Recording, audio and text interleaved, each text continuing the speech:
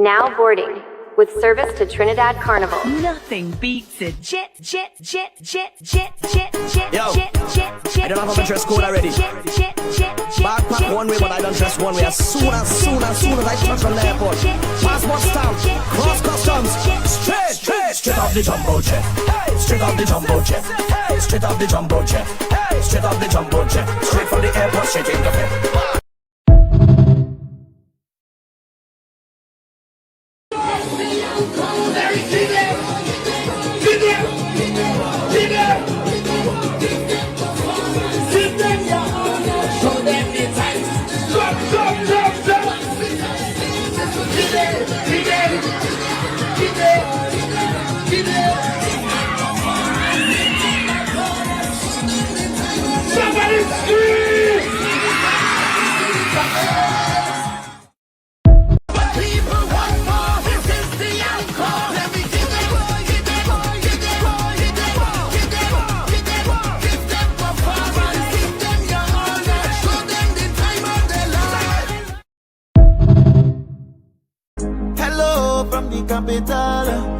Down in the heart of the carnival, there's no better place. I cannot erase all these memories we create out of love.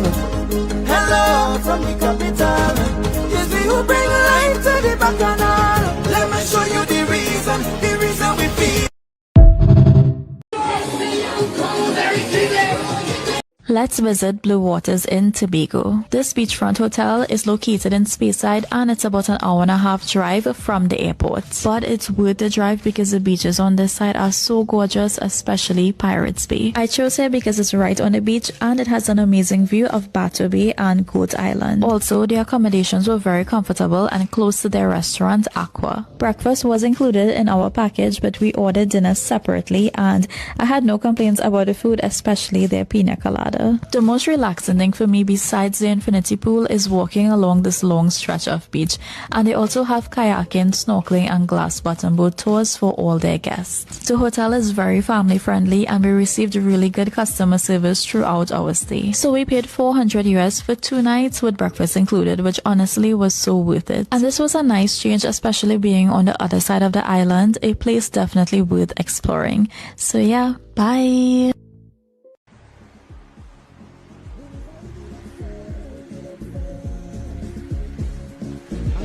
Is the son and I is the father.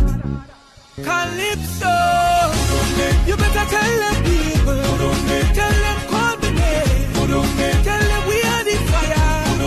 Calypso, go and tell them people, tell them call the name.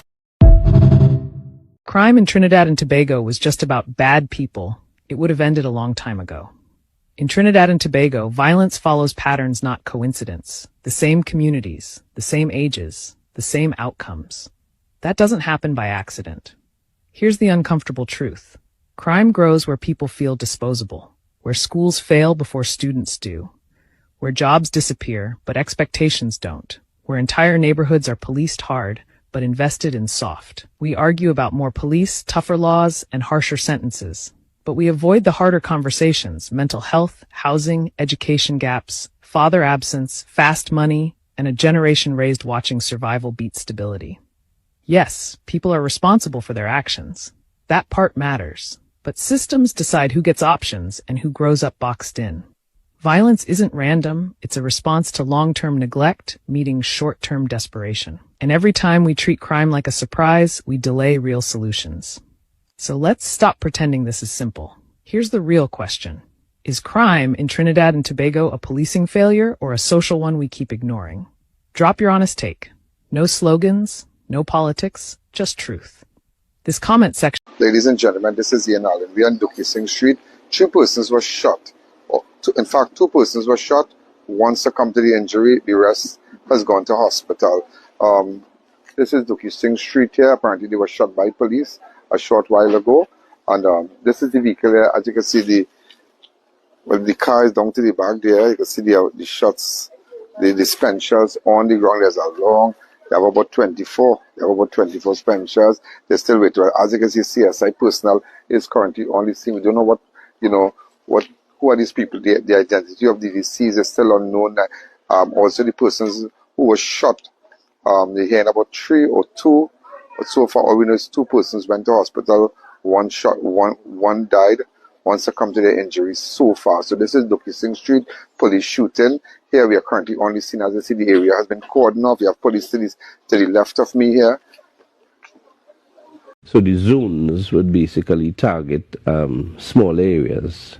And because it is targeted, the manpower needed, you don't need the entire army or the entire police service. You need a sufficient amount to establish a cordon.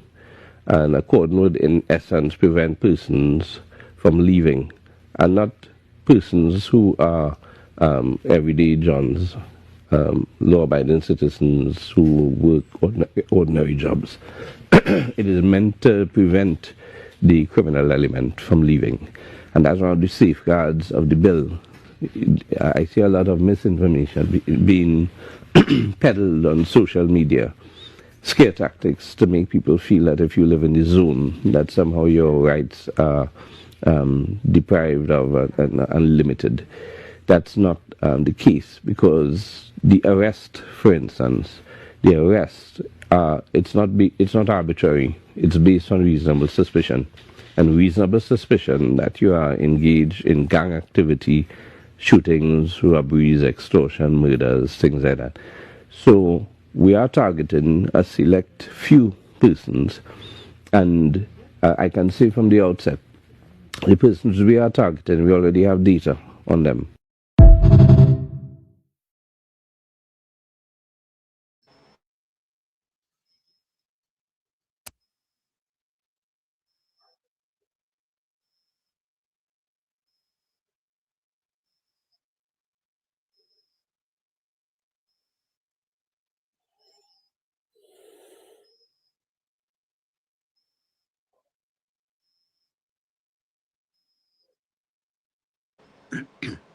Welcome to yours the co-program at UNC USA. I have with me here Mr. Suman Singh, and we are discussing that special zones that are designated by the government. And Mr. Singh, I'd like to get your views on how you see this whole situation is set up. Yes, good night, Gary, and good night to all listening audience. I think this zone is something that will bring about some meaningful changes in the communities, which are zoned, the so-called zones of special operations. The acronym is ZOSO. ZOSO. And what is a ZOSO? The ZOSO has identified certain areas of criminal activities, and in it, they are trying to establish the zones of these criminals, so that they, meaning the police and the security agencies, can target more resources for those areas and to try to bring the crime levels down in those areas. So that's a positive for not only the specific zone, but the country as a whole. Remember, we had 254 less murders last year. And to keep that momentum going, you need to be, the police service at least needs to be on top of the game. Because the scary part, which I mentioned before, is that should the Southern Command leave the territory, the region, and go back, then we can easily see an uptick of other narco terrorists coming into the forefront. A lot of these sleeper cells out in the mainland. So not only Venezuela, Colombia, and so on, the Central America. Why? Because the Caribbean is all seen as a soft target. And the reasoning behind this is that a lot of political, heads of government and so on have facilitated the transshipment for being, and getting payoff for supporting and encouraging the narco trade. Now, it doesn't mean that the countries or the islands themselves, the inhabitants, that is, are involved in the trade itself, but mainly because the islands survive because of the transshipments and as of to the money flows that comes in because of this trade. So basically, it's a payoff, right? And a lot of the Caribbean governments are involved, even though they are saying that, oh, this region is a zone of peace and what have you, and our PM was castigated for, supporting the U.S. and all this typical nonsense that they were going on. If that was so, right? If the PM made the wrong decision, why did the U.S. pull the plug on a lot of visa entries for over 10 Caribbean islands? Can anyone say why? No, because everyone is at a hush-hush. And you see the offshoot of this is, you see the Barbados Prime Minister has called a snap election for February, actually the second week of February, the 9th, I think is it, the second week of February, yeah? A snap election. Whilst the other governments in the region are pondering what's the next move. So don't involve Trinidad in nonsense, because when we were taking the brunt of the refugees coming from Venezuela, the other islands didn't, they were not impacted as much as we were. So we took a stance, a calculated risk, a calculated judgment call. And I think that was the right call for a number of reasons, but I would just like to explain two of them. One, the U.S. is our biggest trading partner. Understand that, not Venezuela, the U.S. So should the U.S., decide, hey, you know what, we're going to buy now natural gas from other regions of the world, all your ammonia, nitrogen fertilizer, and urea, and all these things, LNG and what have you, which is the core of our economy. And here is that the U.S. stopped trading on these commodities. What will be the financial situation of Trinidad and Tobago? It's already a wreck because of the PNM. Well, then we will just have, as they say, salvage value. It's beyond wreck. It's beyond the wreck. Think of it as you have a car, you can repair it, but you know what? When you assess it, just put it for scrap. And this is what we would have become had we not sided with the U.S. government. Secondly, and most importantly, we have over 350,000 people in Trinidad that have U.S. passports, citizens, naturalized citizens, green card holders, and normal student visas, F1 visas, and normal tourist visas. So imagine 350,000 people in Trinidad would not have been able to enter the U.S. And you don't see anything in the press about this. You never see anything, to show that the Prime Minister made the right decision. Thank God she made the right decision, as we would have been in the pack of the rest of the Caribbean islands that were shut off. So all being said and done, at least these two impact positively on the Trinidad and Tobago economy and for the citizens of TNT. Not to mention, how much trade do we really do with Venezuela? And I asked a question out to the listening public. How much trade do we, in dollars and cents? Legal trade, I should say, not the informal market, not the informal trade. So the informal trading was the one that created the most of the problems in Trinidad. In fact, they exacerbated the already existing, level of crime, level of human trafficking, level of drugs flowing through and into the island, level of illegal guns and ammunition, and what have you, all the negativeness. So we were affected, I should say, more so in social terms.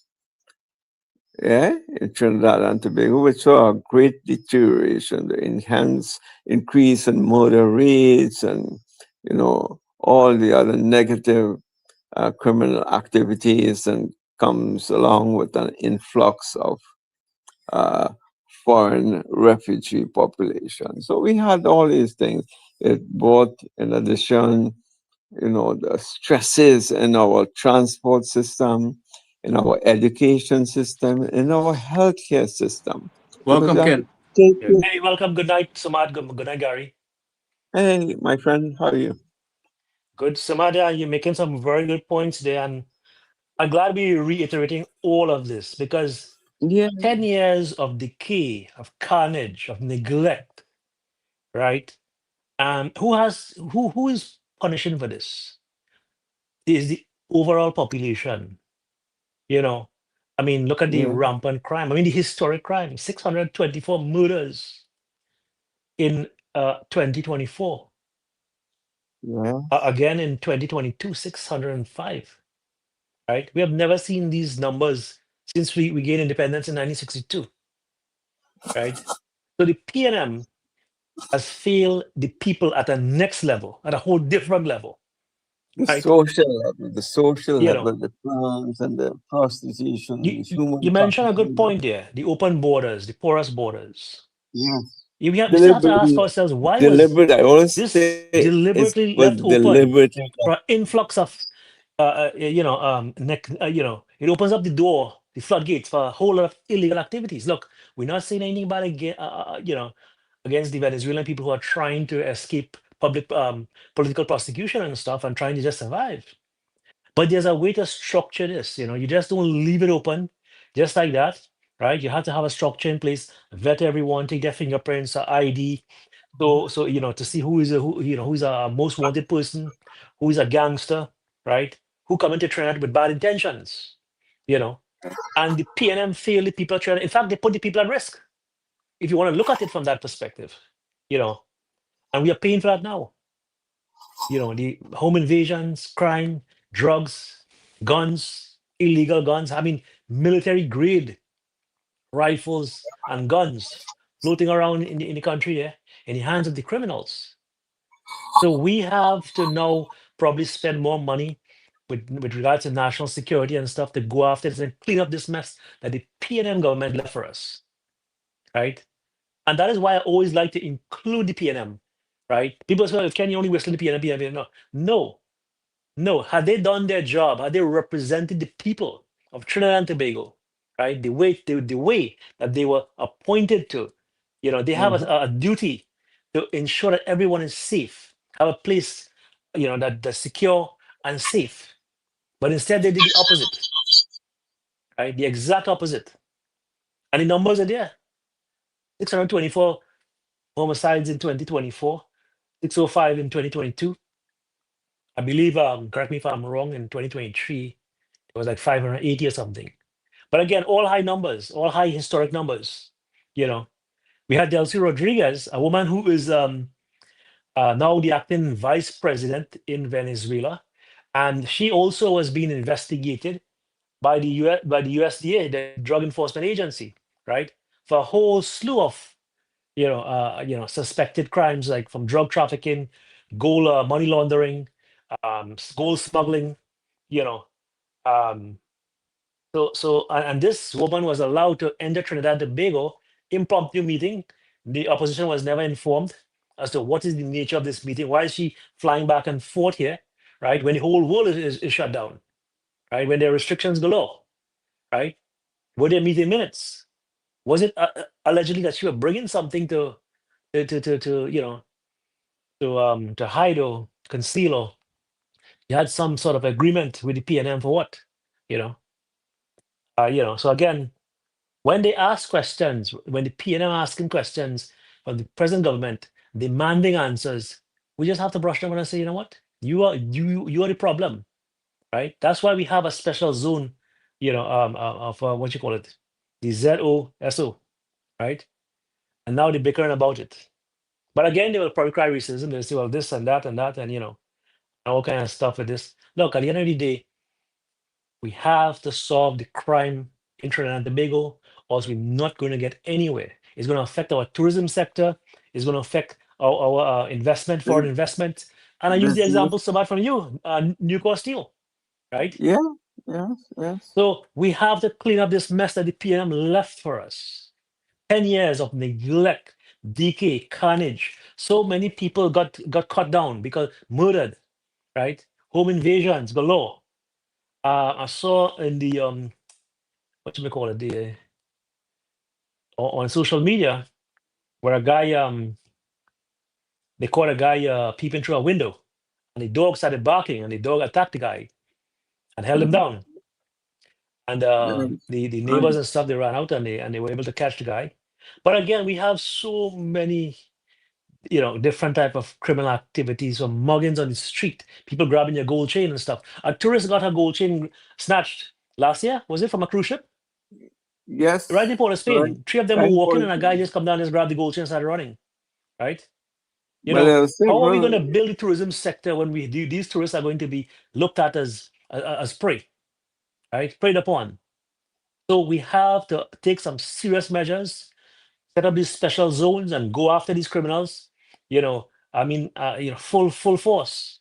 Right? We cannot allow them to rest. We have to hunt them down day and night. And if the PNM want, they could say whatever they want, because they started the mess, right? Plain talk, bad manners.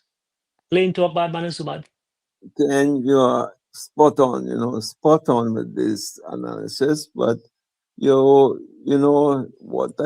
is the regular outburst from the PNM is that you're targeting our constituencies. Why are we targeting this? Why is the claim made that they are targeting their constituencies? Well, look at the data. You don't have to go too far. Exactly. Your favorite friend, the Paul Putman, is saying that you're discriminating against his constituents again. Yeah. And other PNM constituencies. When you look at when they are planning to implement the ZOSO, which is the Zone of Special Operation, you look and see Bitam, Morvan, Labadil, Maloney, certain parts of Arima. They're trying to include Chaguanas as well. Well, yeah, I agree with you, right? Look, Chaguanas in Enterprise, they have some spots there, correct. And it's, that's crime. That's what I'm saying. But when you the look core at of it, the core of it is what you just mentioned. He is asking for the data. He was a Minister of National Security. He worked in that ministry, so he should be fully cognizant of what the data is. Now, apparently, no one in the PNM knows how to read data. And for me, as a data analyst, I can tell you look at some of the crime figures, and you will see, just look at the crime figures for, let's say, the northwestern region, the eastern region, southwestern region, and so on, central. You will realize that most of the criminal activities are incurred in those PNM hotspot areas, whether you like it or not. You can try race. You can try, they always fall back on on the race card. That is their last straw, and perhaps their only straw to fall back on the race card. Oh, we're doing this because you're targeting our constituents in the various PNM areas and so on. Cole Putman is famous for that. In fact, But listen to me, isn't it the obvious that the PNM constituency has the most criminals there because they fail to provide for the this is people? They rule the That is a country good for the point, most of Gary. the independence, and this is the condition they have people where they have to steal to survive. Shame That is a on very them. good point. They fail this is the members of the constituency, this is the right? point. This is the point. They have failed to uplift their own members in their constituencies. So don't blame anybody and try to put a race card that the UNC is targeting their constituents as well. The Cole Putman has your Ken has, give him that They've title. dubbed him the Coal Pot Man. The Cole Putman. He claimed the same thing when the home invasion bill was being debated, that you're going to be a discriminator against my constituents. I mean, why? Who is my constituents? Isn't it the residents of Beetham and South Porter Spring? Exactly. So Right. why is that not a These hotspot? Why is he saying that? He's saying that because of the data he has. That most of the crimes are committed by criminals who reside in his constituency. He himself is admitting to that point that we are you see, discriminating. and he have every right to, because he don't want the exposure, right? And he will be exposed for being a lame duck member of parliament for his constituency there, Correct. because he have Correct. allowed the failure to continue without making a proper intervention, bringing resources, social programs, and trying to strengthen and build the community and thinking about upward mobility and stuff. But All they care is about going out and mamagaing people that hamper during Christmas, and that is it, and shake their hand, that is it, and they're gone. Right? yes, Jersey and How you gonna Hamilton mobilize people? How how are you gonna better people uplift. lives How do you and uplift uplift them, people? right? Yeah. Social mobility, climbing that social ladder, right? In reinforcing education and single parents for their kids to stay in school, and ensuring that you have some safety net there, right? To catch them when they fall. These are the type of things that we're supposed to be seeing from these guys, but they are failures themselves. These members of parliament for these PNM constituencies, they're all failures, right? All of them. And again, the data is there. I'm just going to use one piece of data. 2024, 624 murders, not counting the amount of persons who went missing and probably consumed dead somewhere. And so those numbers could have easily exceeded 700. But again, coming back to the member of parliament, the PNM member of parliament, they are failure people. And they're afraid to admit it because the data will reflect and will reveal them. No, So what they there's will cry, right? A big plaster over it, and they will cry racism. Oh, you're going after black people. You're attacking black people. You're singling out black people. You're saying black people are criminals. He himself and implied that black people are criminals in his constituencies, right? and can you let me stick up in there? And he's saying that we are even the UNC is stigmatizing. That's the word that was used. Mm. That they are stigmatizing the constituents of the PNM hotspot areas. What is stigmatizing? Meaning that if you're going for a job and the employer or your potential employer says, "Oh, you live in Morgan Avenue, or that area is no good area. We will not be employing you because a lot of people there. It's a crime infested areas and so on, and you may be suspicious of doing or bringing crime in our area, in our company, that's stigma. That is what stigmatization means. But if the Yeah. data, you don't have to have ZOSO to identify that. The police records will show that the criminal activities are occurring in the PNM controlled areas, one.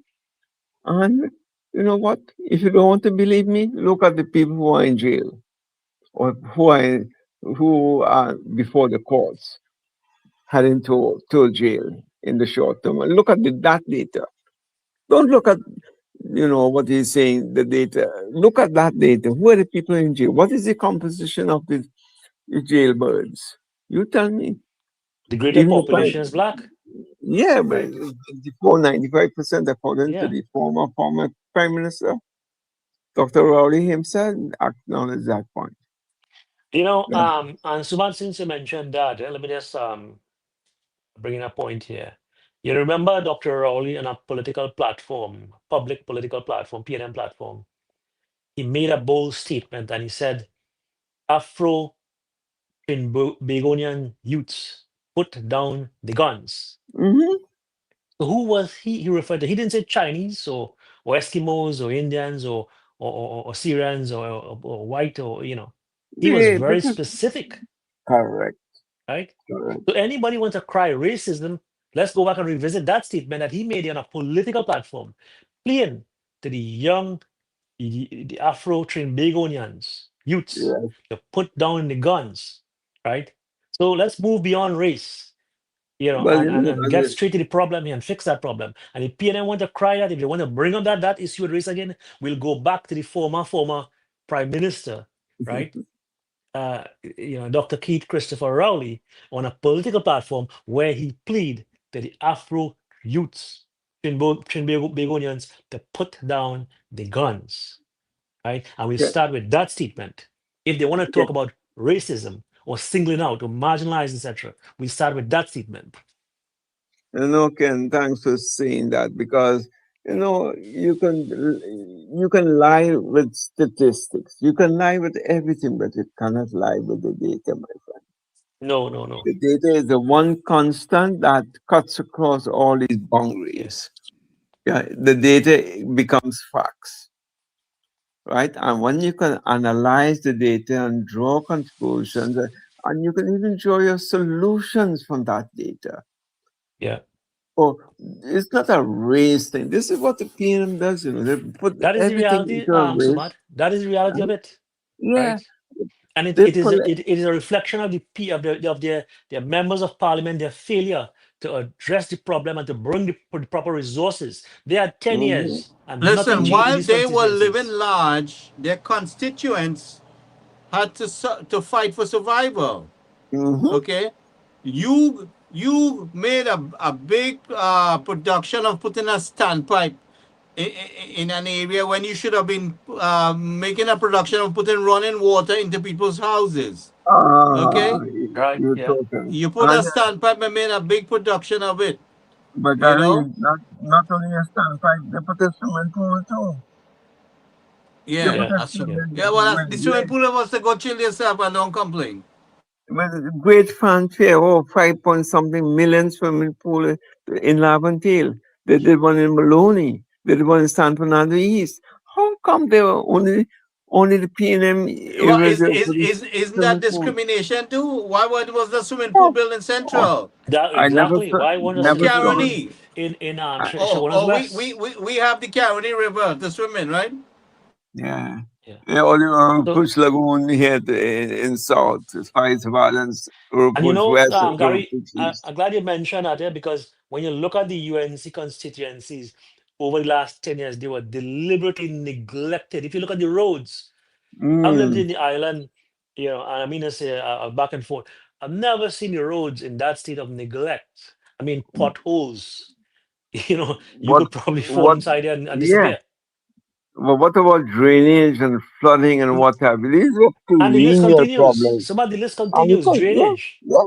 infrastructure, neglect, crime, rampant crime, right? Lots of jobs for the people in the Southland. So to best describe that 10 years, that was 10 years of decay at a level, at next level. We've never seen that level of decay. And suffering for people. Check how many small businesses went out of operations. People were being extorted for money. A man selling doubles had to pay somebody for protection and all this kind of nonsense. Yes, right? protection. And when you tell when they reported to the Coal Pot man, who was head of the National Council and some committee and stuff there, he wanted to bring the evidence. being as there though every day. we are talking as though he's defending the criminals. Where's the evidence? You know, so are very arrogant. The way they carry about themselves, very arrogant. Right? Which is all done, and no wonder you see that when they coined that term geographic discrimination, that was so true. Again, look at the data and all the allocations of ministries and how much monies were allocated to the various regional corporations in the Southland and so on, the UNC controlled areas. Even though there were allocations, how many times these allocations were never met, or they were always late, long after the flood had subsided. Then, come 6 months or so after, then you get a percentage of the flood money. Hey, I don't the know how much suffering.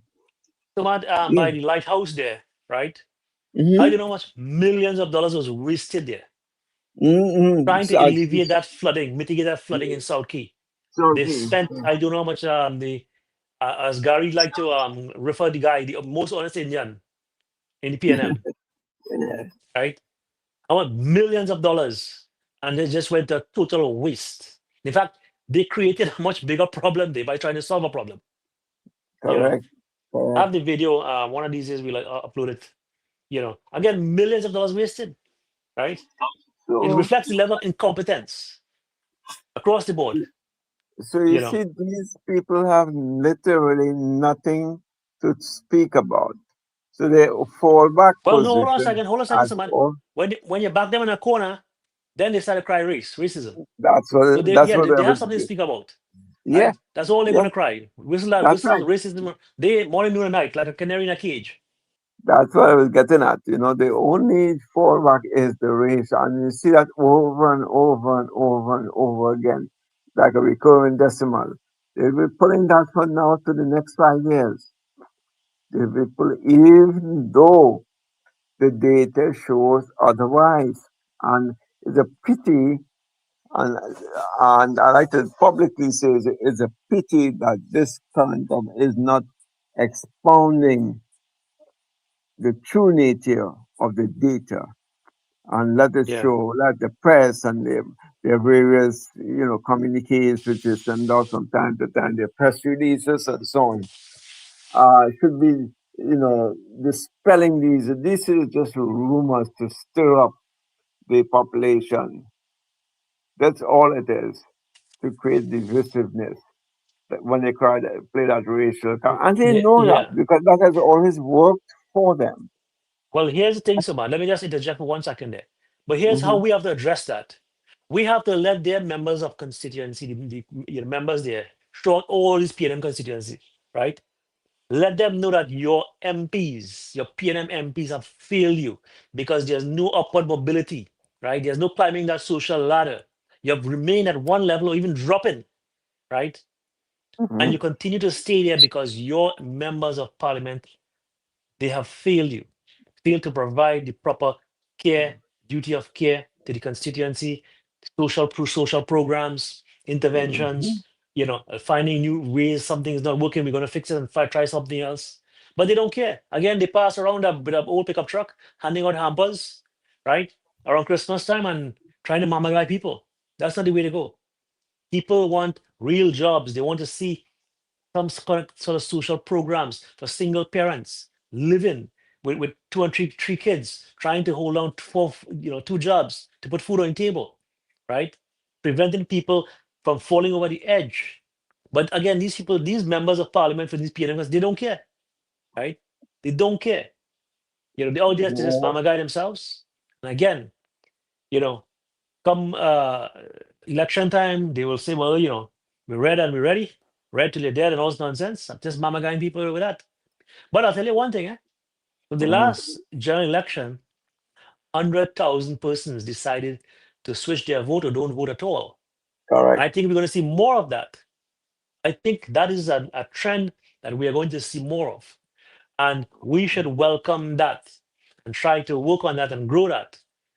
So next election, those numbers are going to be 200,000. That is the challenge, Ken. And that is exactly, you hit it on the head. Yeah. That is exactly the challenge facing the UNC right now. How do you increase, or at least at the very least, maintain and ensure that 100,000 people stay put, whether they Yeah. voted for you or did not vote for the PNM? It amounts to the same thing in the long run, you know.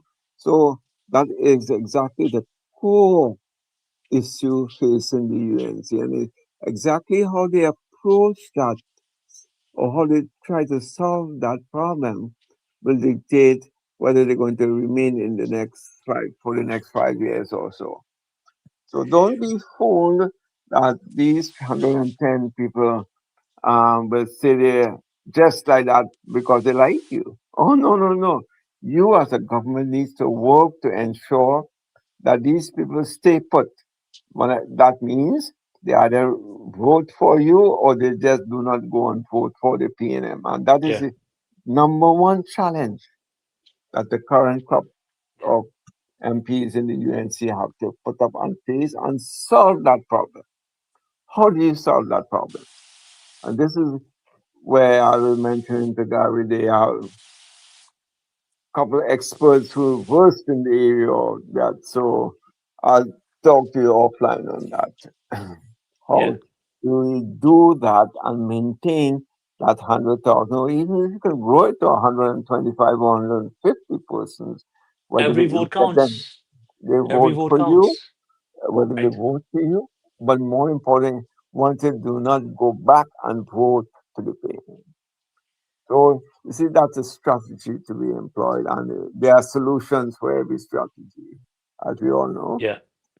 And So Samad, the Election and Boundaries Commission has that data that you could analyze and compare it with past elections and voting polls and so mhm, forth. And you can say, mhm. hey, hold on a second. We saw a big turnout here, In right? party group number 25%. Yes, 11509. exactly. Yeah. Let us go Yeah. and target these areas, how to work these areas now, see what these people want, and see how we could connect, right? And continue to Uh-huh. build on that success, Now we talking. Now we talking. right? And this And that is that's how we're going to strategically take it apart, right? because And build on it. But first, you again, have to identify it. You have to crunch that if data. You have to scrub that data. you have to scrub and clean that data and make sure and Correct. verify. All these things. Data has value. People Oh don't yeah. seem Oh yeah. to appreciate this. Data has value, and the more Yeah. you scrub and clean that data, is more valuable it becomes. So And yeah. And I would say, you see, this new generation, what you call them, generation Z or Gen, something, Gen Gen Z, Z, Gen Z, yeah. right? This is a different generation we're dealing with, generation Gen Z and Alpha, and these sort of new generation here. They are not going to sit around and take no for an answer, and they have the technology, they have the information at their fingertips, That's the and they point. can make an informed decision, right? Yes, They don't need to pick up a newspaper and looking at reading that's something right. where this thing happened 2 months ago, a month ago, and we now seeing it in a newspaper, and hard copy of a newspaper, like long ago, right? When the Their man, somebody walked in the lifestyle, moon, we did, I yeah, mean, if you had to you read that in the newspaper, you will, by the time that news hits the wire or gets into your department, your hands, it's not instantaneous, it's not real time. Today, yeah. it's real time, it's instantaneous. Something happened in Iran, people are seeing it on their phone, right? Mm-hmm, mm-hmm. 3,000 people dead in Iran, Correct. because of civil unrest and stuff. That we see it right there, right? People are posting videos and stuff. So these young people are very, very educated, very, very much informed, in fact, I should say, right? And So very you can't tech, fool them anymore. You can't mama guide them. So and that they are not. 100,000 persons there, I Mm-hmm. think if we assess that data properly, we analyze that data, we could grow that. That is an area to grow. And that could be the winning edge Well, in the that next was general the election. that was the winning edge for this present election. So at least UNC has a good head start. At least they know where the problem is. They know where the data is. They can clean and scrub that data and see how best they can find solutions to ensure that you remain in power for the next 5 years. And how do you do that? That's a strategy you have to employ and see. Yeah. Was it social media that caused it? Was it the the laptops they gave out 10 years ago that caused it, or 10 or 15 years ago that caused it? Or maybe people just fed up. What is it? They just fed up with Was the it failures because of or the PNM failure. you They just just fed up. fed up with the failures, the Yeah. high level of crime, and the lack of economic activity, loss of jobs, and so No on? job What creation, is it? nothing whatsoever. Was it Right? was it that was the catalyst for these 110 people to rather come out and vote for you or did not vote for the PNM? This is the question, and the answer needs to be given and solve that question, solve that So, problem. Samad, we are going to have to now ask the question to those people: are you better off with the UNC government, right? You know, compared to when the PNM was in government, you know, with regards to That job creation, that's with regards to safety, yes, right, and all these different things, social but programs, Ken, and that is where we have to strengthen. yeah, Ken, let me stick a pin there, Ken. Maybe or maybe not, but you see, certain people, no matter how much you give them or whatever good you have done for the country as a whole, for the children or for the grandchildren, you know, society being what it is and how it's structured, certain people say, you know what, thank you for all that they gave me: housing, free house for the free bus pass, free school and free meals for my children, free computers, books and uniforms, grants, and so on and so on and so on, and all the positive things which you have done for them. But instead, some of them will come back and tell you, but you know, despite all these good things, I have a PNM. So, there is that element Yes, I of agree. society who is just like that. And I think you hit the point exactly with the younger crowd. The younger crowd, will tell you, this is not my grandparents or my parents, I don't follow them. I listen to the facts. I analyze the situation. I look and see where my future is. I can get jobs in the long run. I can see where I can get a better education and uplift myself. Take me out of the gutter, my friend. Take me out of there, and Correct. see. So, as the population, as I say, being exposed to social media, to the data and the facts, the information, and the rate at which they get in the information, they can make these independent decisions, So Yeah. I think that older generation, which I mentioned before, who can give them the world and will still go back and vote, along ethnic lines. That has to be changed. And the younger crowd, the Gen Z crowd, are changing that. So we got to maintain That's that right. momentum among that crowd, that Gen Yes. Z crowd. Correct. Yes. Absolutely. That is basically where the solution lies. How can you maintain Absolutely. it? We need to Maintain work that? that. Yes. You got to Right. scrub the data on that carefully and see what is it they want, how we can help them. Looking for jobs, yes. Sporting activities, yes. Upliftment, employment opportunities in local areas, and so. You got to scrub the data and see that what is it that needs to be done for these people, especially now if they live in marginal constituencies or whether they live in constituencies which meaning UNC, has never won before. For example, Labrie and Point Fortin. They need to pay special attention there, especially to that crowd, what I mentioned before, to see what can be done to maintain that momentum which you had in this past election. You can't neglect these people at all.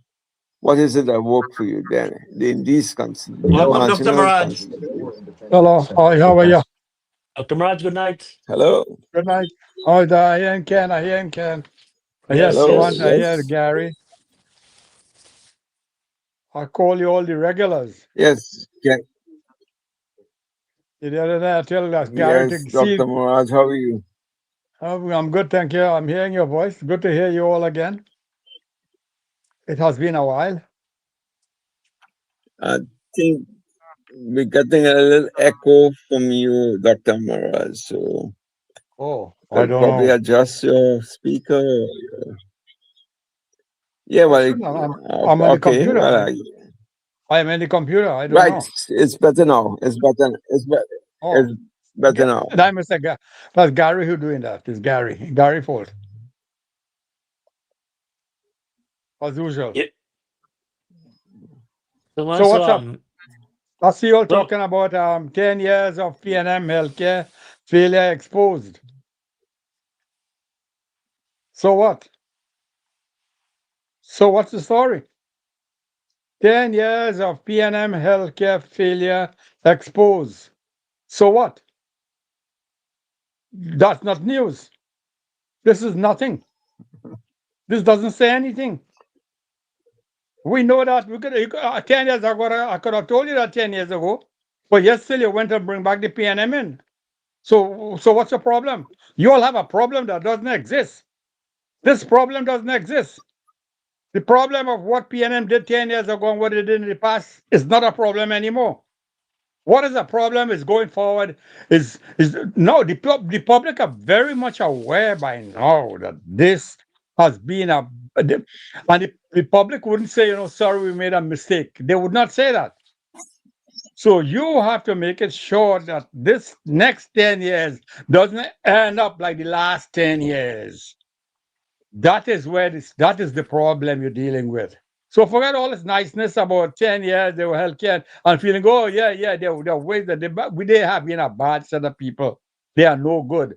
That is why the other night when I left you all, I said, I hope that Tobago people will at least maintain the status quo, which was 15-1. They did better than that. So which was good because I was hoping that they will do at least as good as.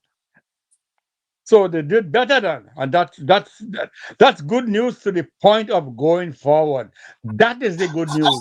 That going forward, what is it we'll have to do going forward? Forget the past. We had, like I said before, and Gary, all of you said the same thing. That if anybody did anything wrong in the past, find them. If they did break any laws, don't let them get away with it. Whatever it is, but we're not going to witch hunt. No witch hunting. I know that this is that some of you say we know we got to go. I know Gary's very strong on this. I understand, but no witch hunting. That is a mistake that people in Trinidad make, but you can't fault them because that's the voters are always supreme. So they made stupid mistakes. They should not make the mistakes going forward. And you could see from the kind of opposition they're bringing, they're hoping that in 5 years' time, the table will turn again like they're accustomed to it. Fix the house, and then we bring us back in.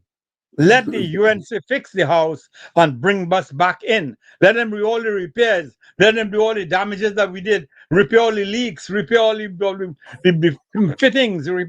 Put it back new for us. And then we're going to come. Because there's one guy, one of the opposition, who always talk about how are we progressing? Why is the prime minister not in the center of excellence? They said it's on, and it was had mole on had Hubble. So what? So what are you in? You're a minister. You're the mole minister.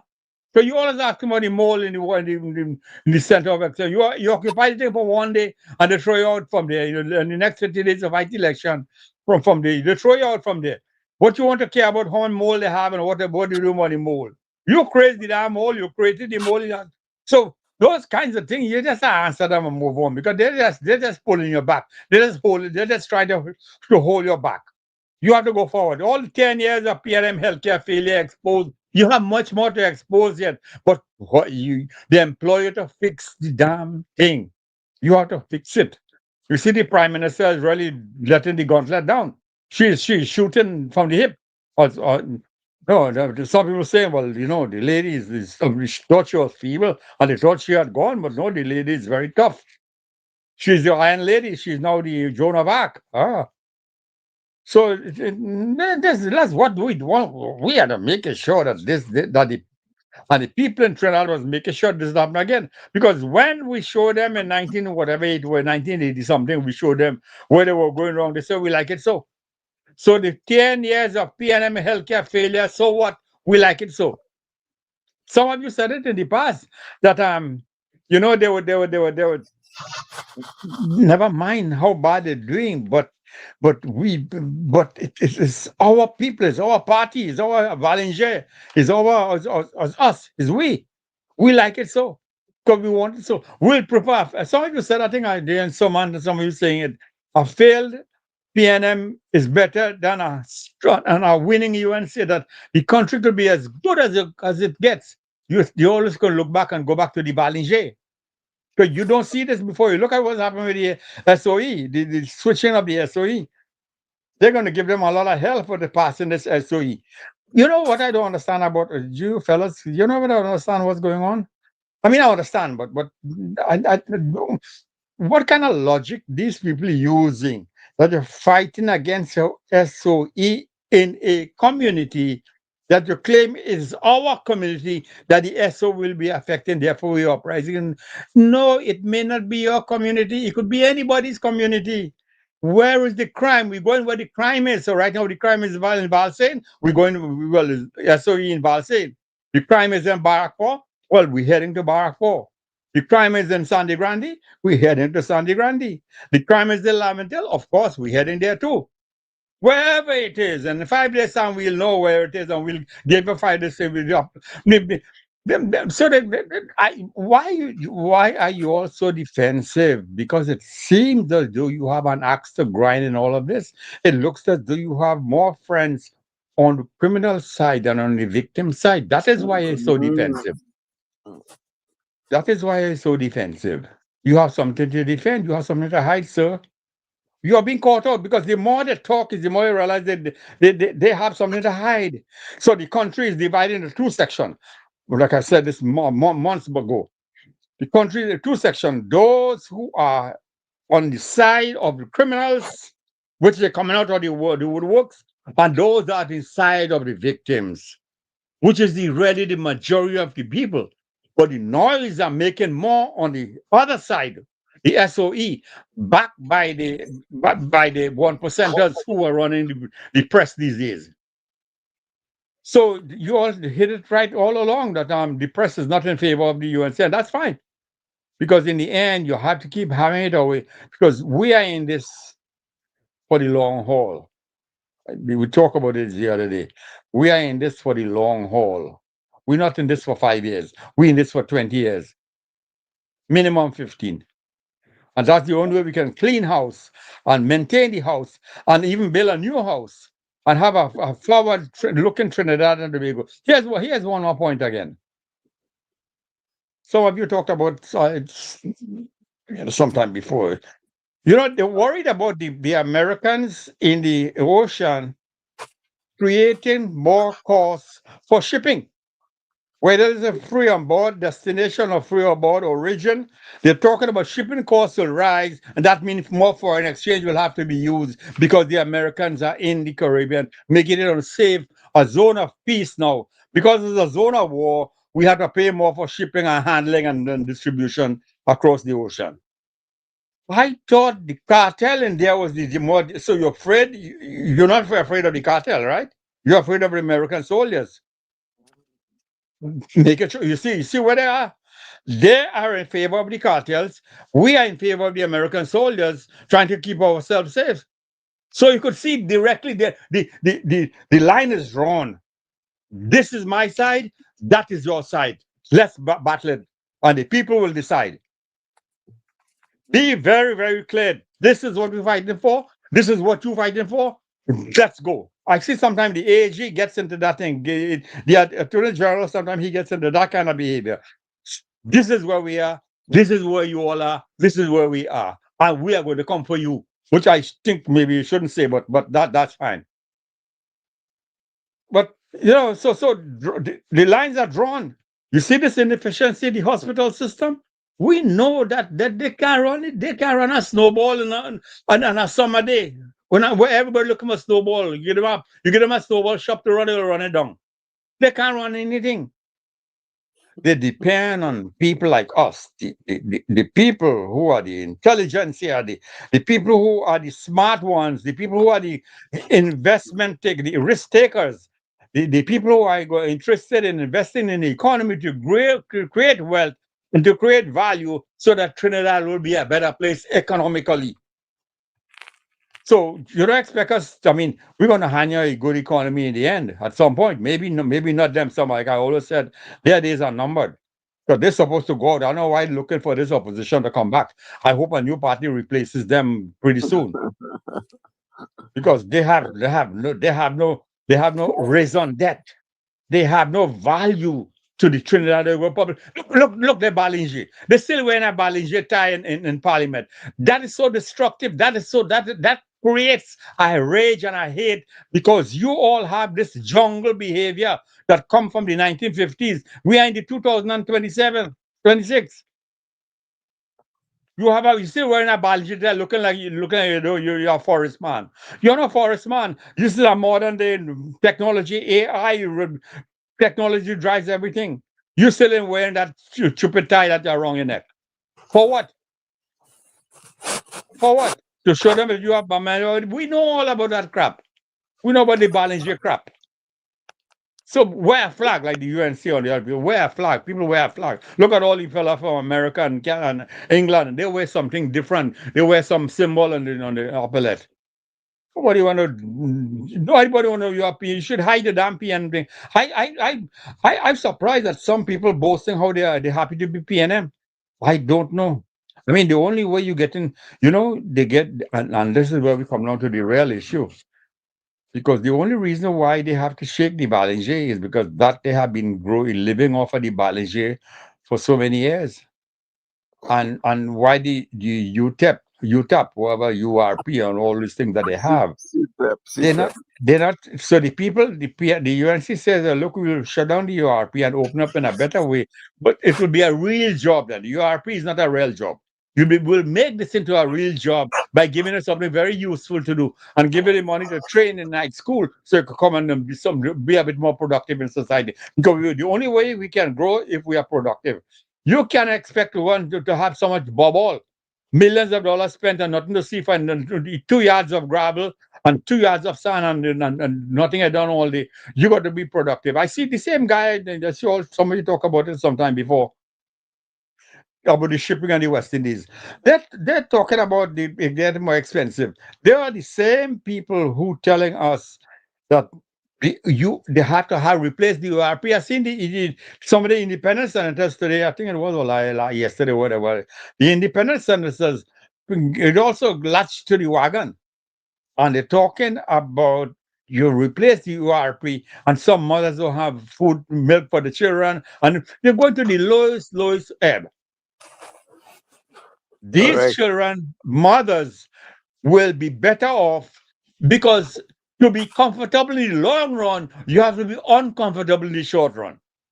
So they might be uncomfortable. This doesn't come anyhow else. My grandparents told me these things. You have to make sacrifice today if you want to be better off tomorrow. Is that so? That is not rocket science. That is simple ABC of growing value and growing wealth and making yourself better into the future. Because yesterday have to be worse than today. Today have to be better than yesterday. So that if I have to make the sacrifice now, so that the future generation will be better off, let me make the sacrifice. And every generation a sacrifice. So instead of having that reproducing, spiraling cycle of poverty, we recycled of poverty for 100 years. We'll be living in the cycle of poverty. When they try to break it, the guy who tried to break it, eventually they shoot him down in Parliament. They almost kill him because he was trying to stop the cycle of indigenous poverty. that they are feeding themselves into. Because as long as they depend on handout from the states, the children and their grandchildren, they depend on the handout from the state, that will continue. You have to break that cycle. But UNC cannot do that. They will try, but they cannot do that. It is some honest people, like my good friend Jack Warner and some of these could come out there and really tell me like it is. Like Robinson tried to do. So I'll say more tonight. Let me hear you guys. Or I'll talk a whole hour, so half an hour. Let me hear you guys. So I'll come back on in a little bit. Yeah, well, Doug, you hit some of the major points we discussed before, and we're right in agreement with what you have said so far. That, we have to try to change. We can't spend our time and efforts. Look, a year will be coming up in the next 3 months, right? The UNC has done a lot of good things, a lot of achievements, a lot of deliverables. I share the opinion, and you have always said it, that these things have to be communicated and be in their face 24/7. Let them know, let the public, because you see, when you come in year 5 and you tell them what you did in year 1, that means nothing. That does not resonate with most of the people. You have to hit, as they say, hit it while the iron is hot. And I will tell you that when the PNM was there, if these scams were, turning on a water tap, there was a big presentation. If they were building a bus shed, but they go with a fork and a spade and so on, that was covered. That was big news. So that communication and PR from the UNC has to be spot on. And that's, in my opinion, one of the biggest drawbacks that had not really taken off. Because why is that necessary? That is absolutely necessary because the press does not cover you. In fact, the press tries to downplay all your achievements. All your achievements is downplayed. For example, the Prime Minister said, well, there are 350,000 Trinidad and Tobago citizens that have access to the U.S. That's 25% of our population, either green card holders, U.S. naturalized U.S. citizens, U.S. citizens as well, F1 students, once F1 student visa, H1B visas, and so on, travel visas. Can you imagine if all these 350,000 people all of a sudden last week would not have been able to travel to the US or be in the US? What would have been our situation? As some of the other 10 Caribbean islands, that they are experiencing the fallout of these things right now. Check what it is. The Prime Minister, literally saved 350,000 of us. But yet you don't hear anything in the press about that. That's amazing. That is perhaps the most major accomplishment for this year. It may very well remain so. That because of the calculated, judgmental call the Prime Minister made last year in supporting the US in their activities against Venezuela, we must benefit. So, Mario make a good point there. So, go ahead. And that is a disaster averted. Correct. Because the people in the last general election made the right choice. Another disaster averted because we would have been number 76 on that list. Yes. Countries that were restricted in some way or the other with their visas. Debarred from entering the whole of the US. CARICOM was talking about Trinidad and this and that, and and they isolated us. No one supported us. No one came out in defense, right? our honorable prime minister took the calculated risk, as I like to use your words, and she went ahead and we facilitated the United States military and so forth with the radar and the equipment and whatnot.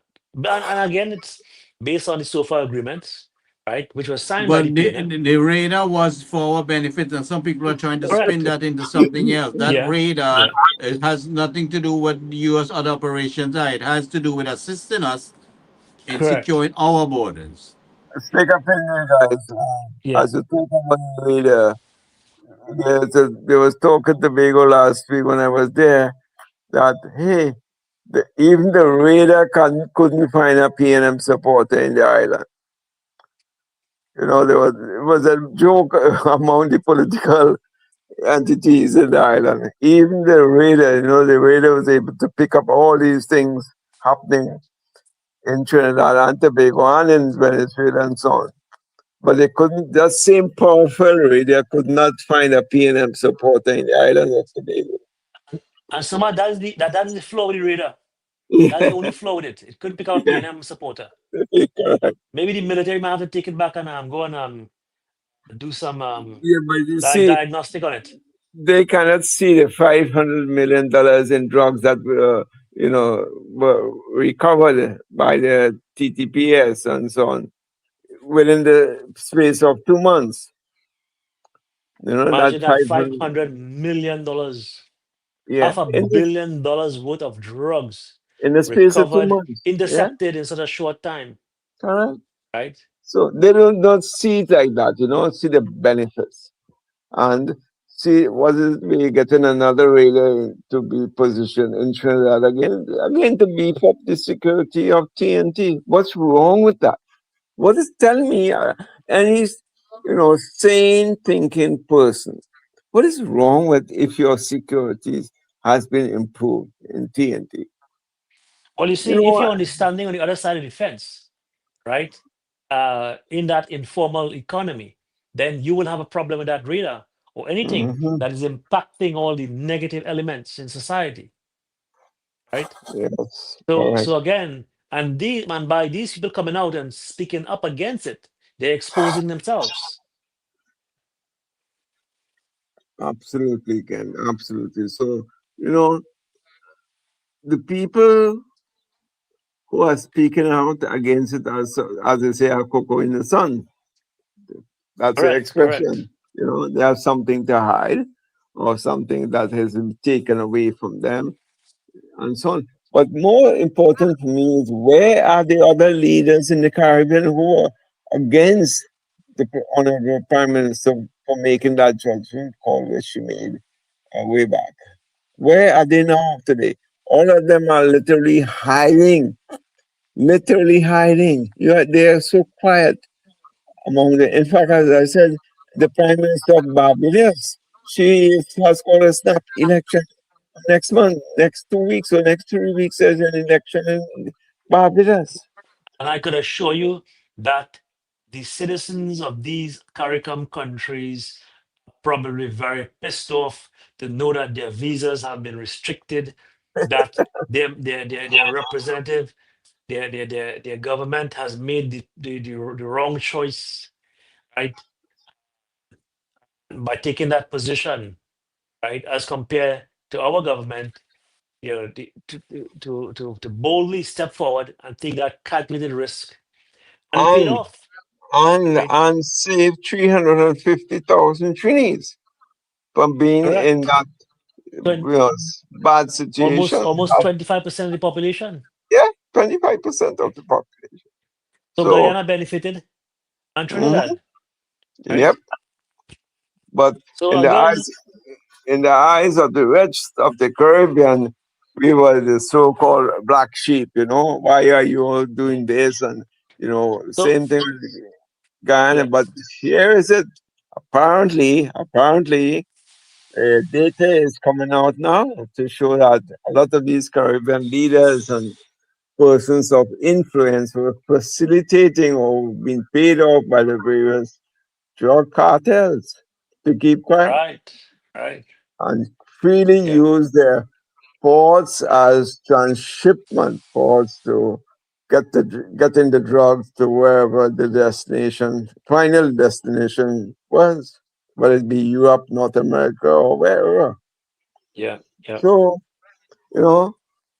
as you say, that informal economy, it is not spoken about too much, but has deep underlying roots. And in fact, certain governments, opposition parties, and what have you, the real beneficiaries of these things. But we don't, as citizens, we do not see and hear about these things at all. And our press is so biased. Biased means biased. That there is nothing like investigative reporting and what have you. They don't pursue this line of questioning from the politicians to find or get some real answers to these problems. So, Well, yeah, that's why we have to continue to debunk a lot of these headlines because the press is trying to push and dictate the narrative. So we play a very important role here, Gary, with this program by addressing and debunking most of these headlines that we see in there, right? Because yes, there's some level of bias, and we have to set the record straight. correct. And you see, and the politicians fund this bias. Some of these Course, politicians, the of opposition course. politicians fund this bias, and they always like to play the race factor, Yeah. or as the last show, but they have no last show anymore. Yeah. But Until, Samad, very soon these young people and they're not going to be relying on the major traditional newspapers for their no, news. no, They are going that to get stuff real time on Facebook and all these different groups news and source, social media Twitter, stuff. You know, X, Ian social Allen media. reports right there when a crime happens. He's on the scene, right, showing you exactly what happened, explaining, right, before the newspaper could even pick it up. So yeah, so the young people are well informed, and we can't fool them anymore. So if the PNM think they're going to continue to mama guy their supporters, especially young people, they will be in for a major surprise And when we, these yes, constituencies start to turn, the color of these constituencies start to change, right? And it's because of the young people who are going to drive that effort, drive that change. Because again, they have the information in the palm of their hands and they can read it. They have a mind of their own. And this Gen Z and this Alpha, that whole different generation of young people here, and they're not going to take no for an answer. They're going to stand up, and if they're not getting anywhere, they will take charge and say, okay, enough is enough. We're going to vote these people out, right? So let the coal pot man continue to mama guy these people, these old heads, these old stalwarts with hampers and stuff. Those days for them, that stuff is numbered, right? People are not going to be taken for fools anymore. So yeah. So again, the media, we are here to debunk a lot of these headlines and set the record straight. Samad? yes, correct, absolutely correct, and absolutely correct. And the, sometimes the people needs to hear this from the politicians, from the prime minister or someone in authority, higher up the the UNC ladder, because it gives more credence to it when it's like someone like the status of the president or a prime minister says something. People tend to pay more attention to it than you and I saying it. So that's what I say. Sometimes these things has to be validated and spoken by people in authority who they know, who they listen to, who the population will listen to, and so on. So we can just highlight it. That's as much as we can do. Highlight. Well, we'll set the tone, right? Yeah. I'm sure many of them are listening. We have the PRO. Kirk is always listening and always up audience, and he's always Yes. contributing to Yeah. Well, the um the program and so forth. And he's doing a wonderful job there. He's posting a lot of good stuff, I reviewed it a lot and glance it through and so forth. So yeah. So I think we are setting the tone, and we are addressing it as we see it, on in the newspapers there, because again they want to dictate the narrative, you know, um, Right. and You know, and they're right, consumed by that bias, by the political correct. bias. Yes, yes. And Dr. Maharaj will always say that someone needs to go with a bullhorn every 2 weeks and let them know what's happening, the achievements and what have you. And he's quite correct. I agree with Yeah, that. The information has to get out as yeah. well. Don't let the press dictate to you. Don't let the press push this narrative. And don't let the They, PNM dictate to you also, well, the PNM is the right? press. Inadvertently is the same, the one and the Yeah, same. It's the yeah. same biasness you see in the reporting and what have you. But where I have not seen any headline to show that 1/4 of our population, within 350,000 people, can still access and go to the news freely. That's a major, major achievement. So much. Just check your mic there. You're breaking up a little bit. Okay, yeah? Yeah, I hear you better. Perfect. Yeah, yeah. You made a very All good right. point there. All right. We wouldn't You see don't, these things in the press. you don't see nothing like this in the press.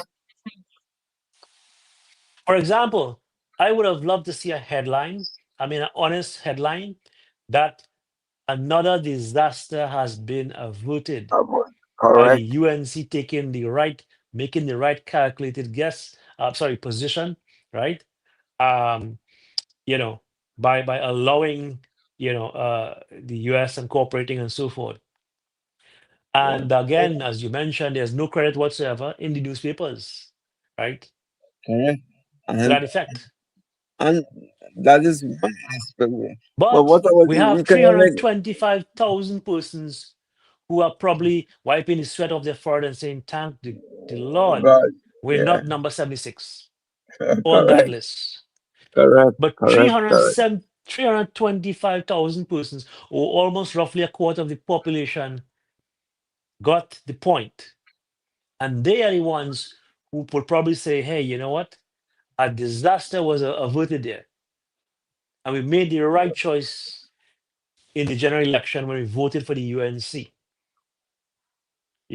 Had the PNM been in government, we would have been, bet your last dollar, Sumad, we would have been number 76 on that list. But That- the media would not write it as how I just said it. Yes, All right. But without a doubt. that's how the cookie crumbles. Right And we on have to that. face the fact that the UNC is in government, and so far we are seeing a whole different level of performance. Crime has dropped dramatically, 42%. Right? These numbers. We haven't seen that's the fastest drop anywhere on the planet. Correct. So Correct. yeah, and we have a lot of Oh, more. We have a lot more work to do, what and about the other aspects, Ken? The economic aspect, the ability to trade, the reduction in tariffs and so on. What would have been correct. the status of our exports had the US pulled the plug and so on? So, hey, you know what? You're not supporting our initiative there. We're not going to buy any more of the LNG and urea and all these chemicals, nitrogen as fertilizers and what have you. Everything at a point is at a standstill. What will be our position? We're already in a bad shape, and now with this thing, they squeeze you on now with no imports and no exports as well. What would have We, been the we probably would have situation? been blacklisted. Blacklisted, poverty, rampant crime, with Yeah, all the negative things that were averted because of the decisions the Prime Minister made. yeah. Yet nothing of this And sort is again, being Sumad, done. the people also made the right choice in the general election Yes, by yes, rejecting the PNM. Right? Let us not forget that. That is key. And I hope that they continue to make the right choice again and again.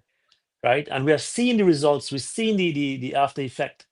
Right? We could have easily been number 76 on that list. right? We could have been blacklisted. We could have been, facing some heavy tariffs. Right. Again, with rampant crime escalating out of control, a country in chaos, continuing to free fall. With rampant crime all over the place. I mean, this would have been a Haiti in the making. Mhm. We would have been next to Haiti, Correct. ranked next to Way, Haiti. way down the ladder, my friend. So that's what I'm saying. The, this should have been highlighted a lot more, I feel, by the party at large to make this message or to have this message, you know, be popularized within the TNT population because this is a major crisis that has been averted. It's 350,000 again, by the way.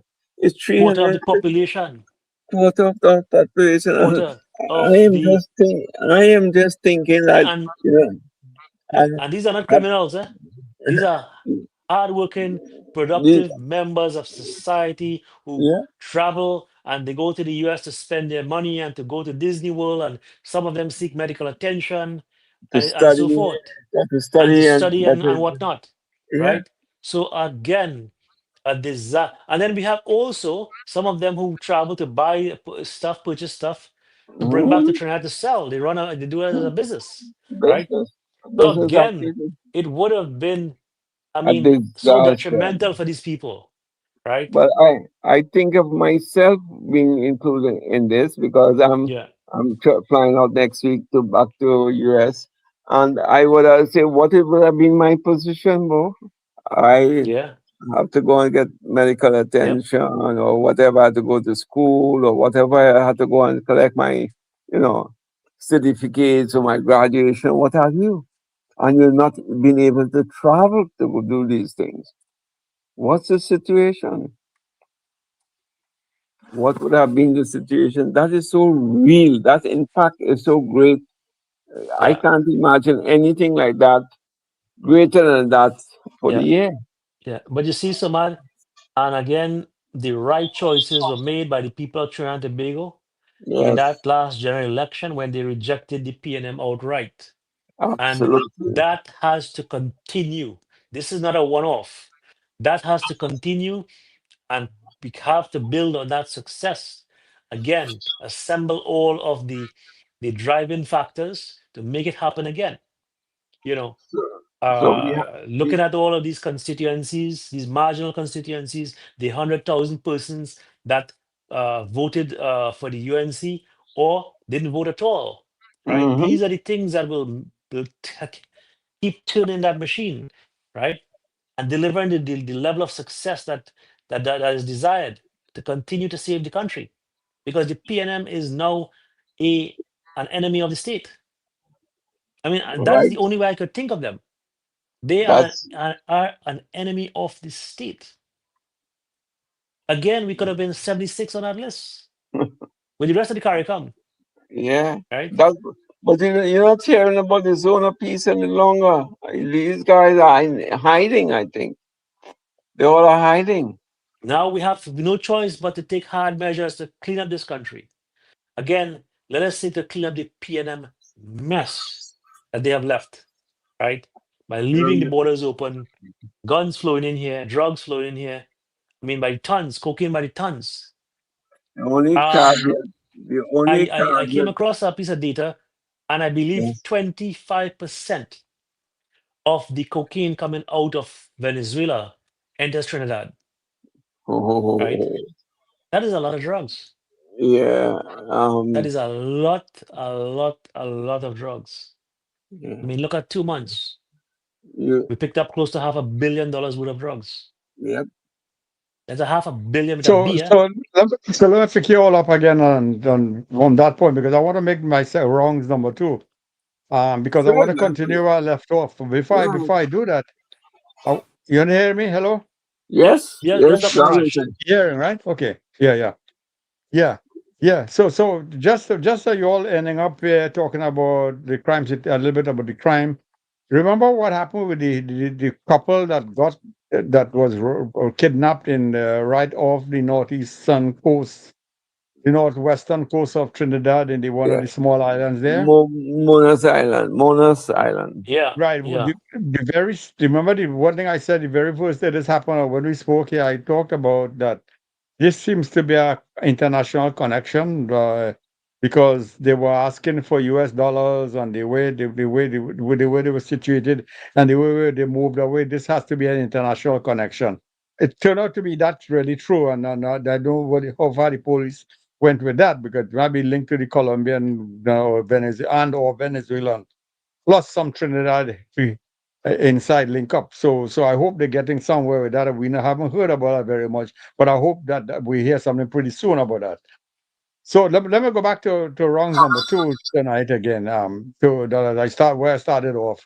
And I hear what you all are saying, but yeah, that's fine. But those things are what you all are saying is great, excellent. But we have bigger problem than those right now. Thank you. Good point. But let me just say one thing on all of that. We in the UNC must never talk race talk because it is the strength of the PNM. We talk things that it's our strength because we have a good cosmopolitan people that have joined our party and still looking at the rising sun, and they say a lot that even some like people from many in the East West Corridor and the library and all the so we do have our tent is a big tent, is a rainbow tent, and we can't afford to be like them because they want to match up the rainbow, and therefore they will be talking a lot of race talk, and we're not in that. We'll say all good things about our people, but we know what the problem. We know that they have their own people down. We could say those kinds of things, but they better say, like I just mentioned Jack Warner and a few other influential Afro Trinidadians who could really help us in this regard because they want all of Trinidad to be going forward because as the UNC says, everybody wins and therefore you want everybody to win. So we had to be a big tent in my approach and all your everybody approach too. So we got to be don't. I hope you all understand what I'm saying in that regard. But we could touch that another time because here's what I want to continue with the same diatribe I was going through in the beginning. So I talked about the shipment that is free on board or free of origin or destination, paying the shipping that the shipping is rising. If you ask me, we can borrow the papers because we really look. Our news are bigger than the Trinidad Guardian. What we're saying here is much bigger than Trinidad Guardian. So the people who are listening here are gaining a lot of knowledge. Because here's what I would say to them: the UNC could have negotiated with Donald Trump and his administration because if it is that these guys that I'm saying, like you all talked about it, that thing about the shipping and the cost for Trinidad and Tobago because the shipping is costing more and therefore we will have to pay more, and who's causing it? Because the soldiers are in the Caribbean doing all kinds of stupid things that according to them. So I would have negotiated with Rubio and tell them that we need to be on a list, not only the list as you mentioned just now, Ken, talking about the list where we have the favored in terms of immigration, but favorite in terms of zero tariffs, that not a single goods should be charged because of the risk we are taking with our shipment that is coming in the Caribbean.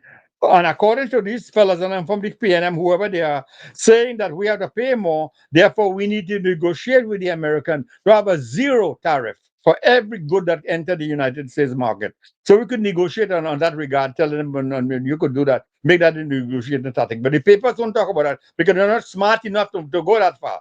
They could have raised that issue. No, they're not doing that. They talk about some nonsense. That thing that you also talking about,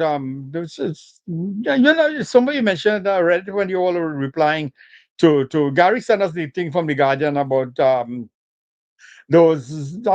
somebody from the University of West Indies and somebody from Mess Senator talking about the the cost of the shipping and the bring and we pay that sort of thing. And I said just now that they're talking about the American making us unsafe and having to pay more. What about the cartel? Who's also working on who most likely sees two of our citizens and make us pay $250,000 ransom? we got the US dollars in and they wanted the US dollar ransom. Talk about that. That is dangerous. So here's what I want to add to that, and that negotiation is one. Number two, in that same article, you'll talk about Garrison, that you talked about the Guyanese minister who was at the same conference that Garrison last week or sometime. He talked about, here's how they're dealing with this. They said that the peaceful nature of Venezuela is working against them, because what the American did and the change the government, the people from Guyana were going back to Venezuela, like Trinidad do. They're going back to Venezuela because they're now seeing some hope, and they went back to Venezuela. So here's what Guyana is saying: this is not working good to our advantage, because we need these people to help us in the industry, and they're going away. And we already have a human resource problem. And when the Venezuelan leave and go, we have a bigger problem, because now we have to find people, and we don't have enough people to work. So we shortchanged because of what happened. That should have been the headline, not about somebody shipping how to pay more. That is a bigger headline. And the guy went on to say, listen, the same guy who was at the same conference that you all referenced the other day, I don't know if you all read the article that Gary sent, but that same minister in Guyana's government is saying that, look, our GDP is growing by whatever percent, it's very big. He said, but you know what? The agriculture is growing even bigger than the GDP growth. So the GDP growth is pushed by the discovery of oil, petroleum in the ocean, which is taking them to heights. So they are bringing up the agriculture and growing faster. We already know the agriculture, what it is. I mean, we buy a lot of Guyanese rice and sugar and think of a lot of things, Katahar and think of out of Guyana. Their agriculture coming up. They coconut. They're sending coconuts by the big bags. Not only they sell coconut, but they sell coconut up here. So if those are the big news. And this guy, that would have been the headline, not of the shipping, and the cost of shipping is costing our products more. So why don't you stop importing then? If you have a problem, then home grow everything. No. They went on to say that we still import a lot, and therefore our costs will rise, and that was not good for us, the people. They're only talking about consumption, and some of these fellas, they call them economists or whatever they call them, they should be political people. They're not real business people. Because if you see the kind of thing the way they talk over there, they're not wholly qualified to make business decisions.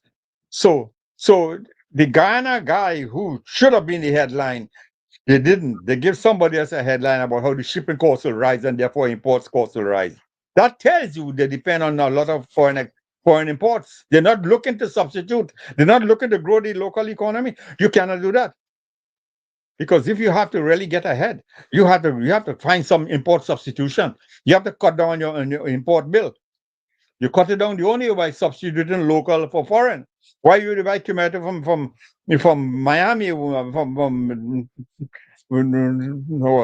me call a city in Miami, they grow down Fort Lauderdale, Lauderhill, might grow. Why would you buy tomato from there or from Louisiana, when you could grow your own big tomato right in Arangua Savannah, right across in Paget or Caroni? So let me just continue on this same thing that maybe the last thing I will say, and then I'll stop again. So yesterday, I think it was, we know that the government had to go into the international market to borrow money. I was telling you all the other day that I would prefer to borrow local as possible. Borrow local as possible. But however, they will still have to go in the foreign market, because there are certain things that they need, and the foreign exchange. Start number one. They inherited, I don't know how many billion, a few billions in debt, in US dollars debt. One is coming due next month. This is sometime late April or something like that. One of the bond is maturing in April. they have to refinance that bond. And I see they're trying to sell the bond at a discount, promising them that all the proceeds will be tax-free. I don't know how they could control what is happening, but that could be done with an arrangement coming out. That is why they're using Section 144, which is an American thing about trying to exempt. So, in other words, they're trying to get buyers, encourage them to buy at a premium, but not too high a premium, or selling at a premium, not too high. Sorry, selling at a discount, but not too deep a discount. So the Trinidad government will have to not pay so much to because they have to salvage that $1 billion coming due. They have to do something about it, either roll it over, sell it, roll it over. And they also need an additional $1 billion in new debt to do the things that Trinidad want them to do, which is to grow the infrastructure, to do whatever project they have in mind, which is, I hope, is not to buy chewing gum, sweetie, and marble. It doesn't sound like that. It sounds like for infrastructural development. I guess all those roads and those bridges and those nice things that the Minister of Works is talking about, she's looking for money as well, because it has to be done in foreign exchange, because many of the raw material, iron and steel, which Trinidad doesn't produce much anyway, a little bit, but not much, they will have to, things will have to come from abroad. A lot of stuff they have to import, vehicles and all of that. Because they make no vehicles in Trinidad, so they need the foreign exchange to buy those things. So that additional $1 billion is what the Minister of Finance is talking about. Plus, that debt that is coming due that have to do sell it at a discount, because they have to also rejuvenate that debt. In other words, buy it out and sell it back again in the open market. And therefore, this new debt, $1 billion they're looking for, which is that's the one that Tanku is talking about. That is the one that right now in the open market, and JP Morgan Chase and American Bank is trying to get it done here for them, because they are the bankers involved on behalf of the Trinidad and Tobago government, trying to raise the funds, and they will get international buyers, but they have to sell this. They have to sell it at a discount.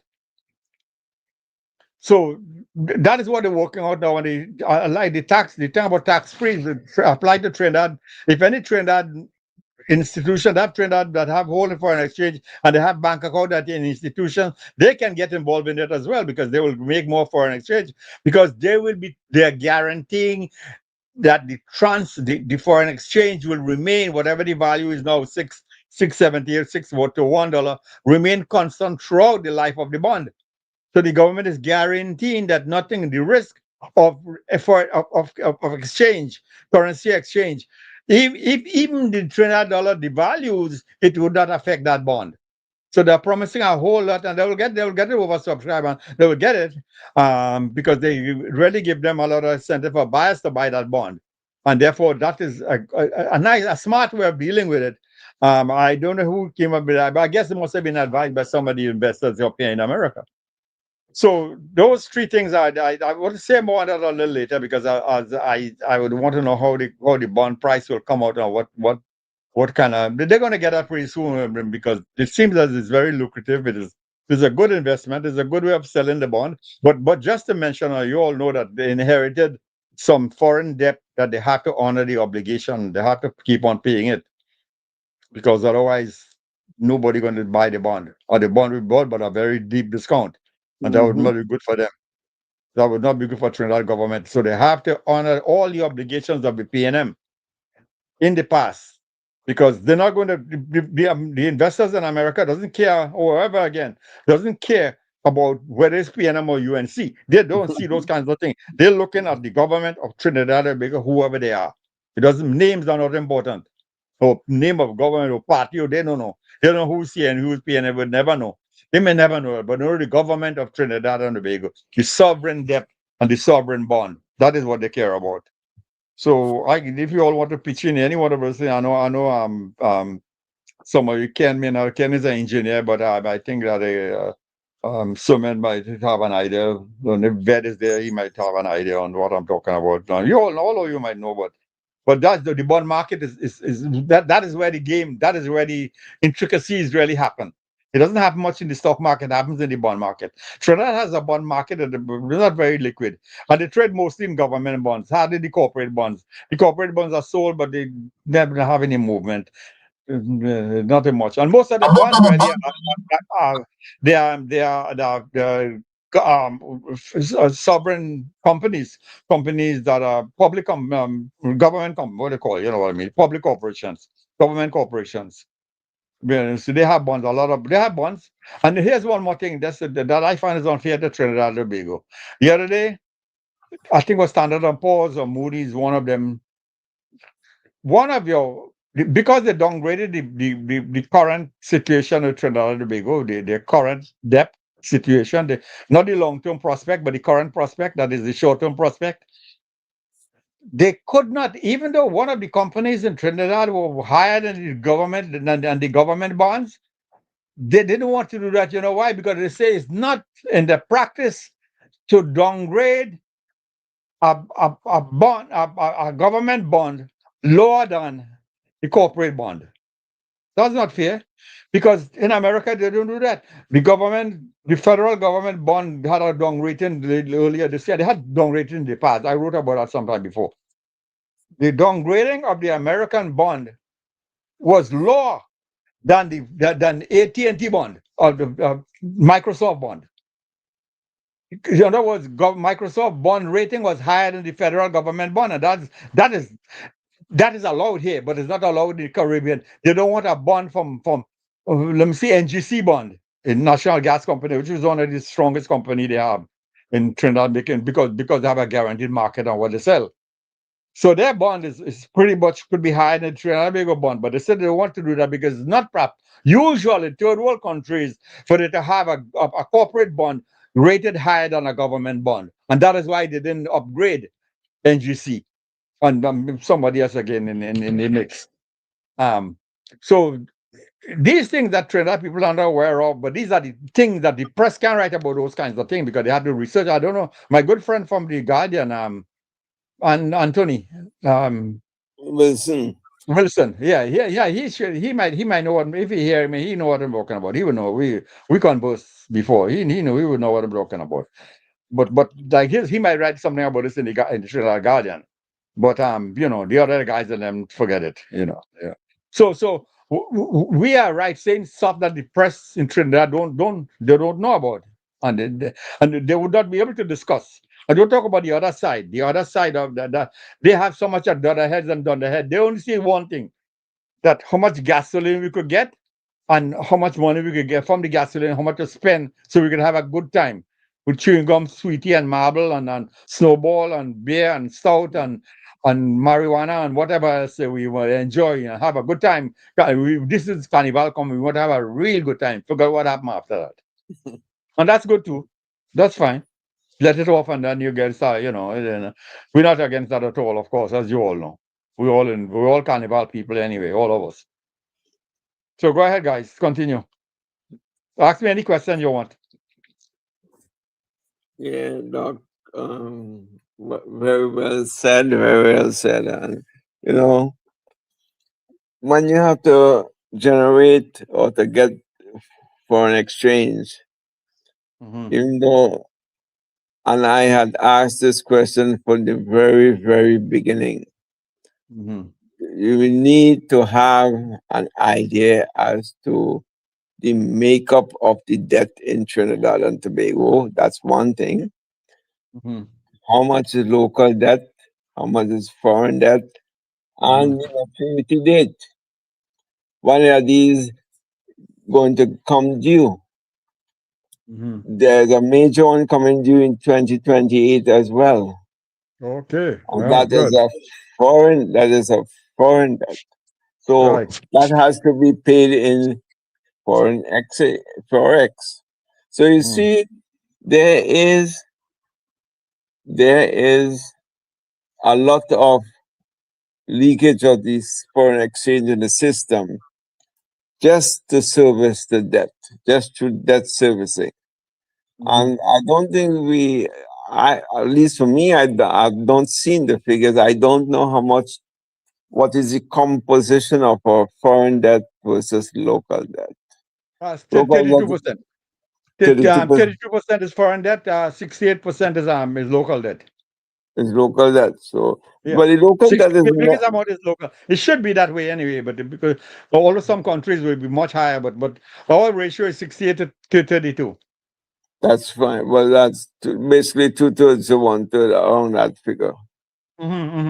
Yeah. So then, the foreign debt is a real issue because there's a lot of liquidity in the island because people aren't really investing too much because the climate for investment and so on is pretty poor right now. Not to mention the amount of businesses that were folded up, 4,000 small and medium-sized businesses that was folded up over the past 10 years. So you see, the real problem is the foreign debt, the balloon payments, and the maturity date of these debts is what is going to cripple us going forward because of, I would say, bad negotiations up front, or unless it was deliberately done so. That the PNM was thinking, hey, you know what, I wouldn't have to pay that man, let somebody else pay that debt. You never know what their modus operandi is. Just to stick the current UNC government with, or saddle them with all these foreign payments. So we in some troubling times with respect to our foreign debt, not so much in our local debt, because that can be met because of our excess liquidity in the banks and so on here. But is a foreign debt is the problem. And as I told you already today, that the farmers in Trinidad, the producers should be ramping up their production because the government will also go into the open market and the domestic market to raise more capital if they don't have enough to meet the commitments they have for the civil servants and the other pay. They want to pay the teachers, they have to pay the civil servant, they have to pay other people, they have to do infrastructure. So they will need money in the local market as well. And I guess they will go to the market to borrow. The local market, because they were borrowing foreign, definitely they'll need some money local too. So because I couldn't see a lot of money, because you see the good thing about the local borrowing, it regenerates, the multiply effect takes place in the local economy. But like I was telling you the other day, if the suppliers the supply side do not respond, you'll only have inflation and you will have no real production. The supply side have to go stand with the demand. The supply side have to rise to the occasion. So the Aranguez farmers have to start planting. The people who making shirts and buttons and pants. I have some relatives in Europe. They make clothes and sell. They make pants and shirts and shorts and other underwear. I don't know, maybe, but uniform, and then they make those kinds of things and they sell it. So they had to ramp up production because there be a demand. So all the people who are making all these kind of items that the civil servant, when they get the money, they're going to spend it. And they want to spend it in local things that they didn't have. So because you see, like so many foreign components, like to make a fridge in Trinidad, they have an assembly plant and thing used to do it, but I think many of the components that make the fridge is coming from abroad. Not all, I hope, is a few things maybe, like the motor or whatever, but they may not make, but some of these things so long, you could have made them in Trinidad, and the government can't do everything, but they could have give them some kind of allowance to encourage them to do some local production. I don't see why it is the UNC couldn't no, I mean, I could see why. I couldn't see why it is that we go back to the screwdriver industry, where we used to bring the parts and assemble them in Valse, in Tonoput, in Arima. The assembly plant somewhere, they have start assembling cars again. It at least to break even. At least, it might cost you less because some jobs will be created locally. And you already have a lot of people walking around there. Dr. Rambo talked to many people who don't have medical degree and they can't find jobs. A lot of people come to UV, they can't find them. Maybe they work in a plant and do some kind of paperwork in a plant. You could have them there and have, That's the good thing about it. I told you all about the other day that they have all these thousands of computers, PCs, laptop they important. If they could assemble some of them in Trinidad, at least we'll have some kind of value added from these, because that's what they do. They bring the parts from all over, they assemble them in South Carolina or somewhere in Louisiana. They assemble them somewhere in the South. Because they bring the parts, some come from Singapore, some from Taiwan, some come from Pakistan, from India, maybe also and assemble them here. And from here, they will send them to Trinidad because they assemble them here and then send them there. They could send the parts in Trinidad, assemble them there. At least you might save 5%, 10% on 80%, the 10% is the value added in Trinidad. There we go. All these things they can go back to. I don't want the fellas in the university who are saying is what the hell they do. Offer your service free. Make this kind of point and say, here's what, give them some numbers, put some numbers together. Tell them how much job you'll be able to create. If you assemble that, those 80,000 computers that the Trinidad government, that's a huge amount. Nobody have that on a shelf waiting here in the United States to send it to Trinidad. They have to assemble these things, give them at least a 30 days notice. Minimum 30 days notice to get 80,000 computers out. Might even make more with 6 months or maybe 6 months. But they can, because how they get the parts from South Africa, one part from Taiwan, one from Singapore, parts from here, and they assemble them somewhere in South Carolina. And then they ship them up in a boat to Trinidad. It take another week to get to Trinidad because they ship them by boat, hardly by plane. Because they have a lot of shipment to send to Trinidad, to send it all together. So,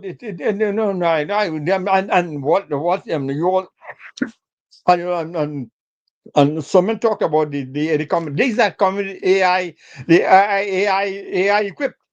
So you're already going to need people to help you in Trinidad to service this equipment, because they spoil after a little while. After years, Trinidad people learn so careless with the thing. It's not theirs anyway.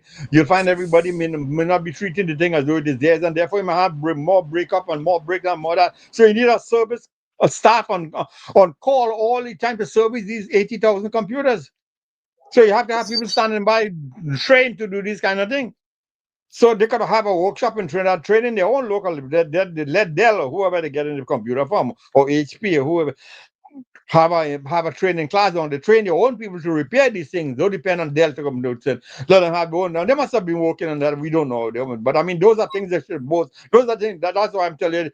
The Honorable Prime Minister should have taken the bullhorn and talk. No. Look at your screen for a second there, Dr. Maharaj, gentlemen. Look at your screen and you will see what the government has a little idea. I saw this. Yeah, that's fine. Yeah. That's good. Very encouraging. Very encouraging. So that's good. That way it's over. They go that direction, they will go. The only thing I'll worry about the foreign exchange problem whenever they talk about AI and those kind of. You all told you about this already. It's good to go there, but I would like to know what component, and that's my question that I was giving Gary. That's my question just now. What component of the AI is generated from within? Because the AI will come equipped, fine. That is coming with the software. You buy the computer and paying for that. Well, you buy the computer. What's in it for me? It's right, but look and see, the government is partnership. They are forming a partnership, right? Right. And to build that level of competence within the AI environment, right? So Suman can give you an explanation on that. Yeah. Right. So that is what I'm talking about. So like people like AI, like Suman should be given a special contract to train all these people and to do indeed whatever, because they will have to service these things. India is. Right. Okay, let me just say one more thing on the Davos thing today. Yes. Saudi Arabia, they're telling Saudi Arabia that you have been depending on oil only. Saudi Arabia tell them no. Within the last 10 years, we have diversified the economy. Where you all have been, you're not following. You don't know what's happening in Saudi Arabia. Ask me, I'll tell you. We, for the past 10 years, we have been diversifying our economy. We no longer depend only on oil. You all make that as a mistake you all are making. And that is what they tell them, because without oil, they tell Caribbean. So Trinidad said these things a lot, but they do little. The same report article you all sent last week, this guy talked about we have to diversify the everybody for 20, I would say about 70 years, they're saying we have to diversify the economy. You all shut up. Don't say a single thing like that anymore because you're cursing. Don't say anything about and to beside the commentary University of West Indies too. That means they learn from what their grandparents teach them about diversification, because you 70 years they say the same thing. You heard that from your grandparents or you heard from your parents to your grandparents. Because this thing about diversifying, you all don't talk no crap about that. Just do it and shut up. Don't talk about this anymore. So that's why you see, like, they have this is good. This is a young guy who's, they know that some like Sumant and these guys. I mean, you all are going to go in this direction, and that's good. I just worry about what's in it for me, investment wise. Can we have a plant here? AI really is not much that kind of thing you could do, because I really a software driven kind of thing. But India is doing their own thing with the AI. So it's not only America fighting and China and India is doing their own part, and a few other countries again, as Russia is doing their own thing. All in this AI world, the AI is jumping up. The AI is jumping up. Who could take the lead? Because in the end, you know what they found? In fact, today it came out of Davos that 24 or 34% of the northern countries are AI generating things. Only 14% in the southern Korea, in the south of the globe, are generating the AI thing, and they say the gap is widening. So you all in the south are slow to catch up, and all these things you're using is not enough to use. Is enough to invent and use, substitute, make things locally, compete. Don't depend on to use other people's technology. All this AI thing are driven, but they are in manufactured in the first world countries. And we have to go back, because I told you all the last time I was talking to you all, I say in this janam, in this era to come, every man for himself. You see what this kind of fight going on with the Greenland kind of thing. Even when Trump leave, that elements of those things will continue. They won't cut this off and reverse 100% back and go back to where they were in 2024. They're not going to go back there anymore. Right now, it's every man for himself. And the little bit of connection you have, that is why your CARICOM, you have Trinidad, not much to gain from CARICOM, really. That is why they broke out of the Federation in 1961. I think it was 61, yeah. In fact, led by Guyana. Jamaica did it first, and then Trinidad followed, and then that was the end of the thing. So you all have all this thing you're going on. You want to call CARICOM, and really the wine and dine. Too much of wine.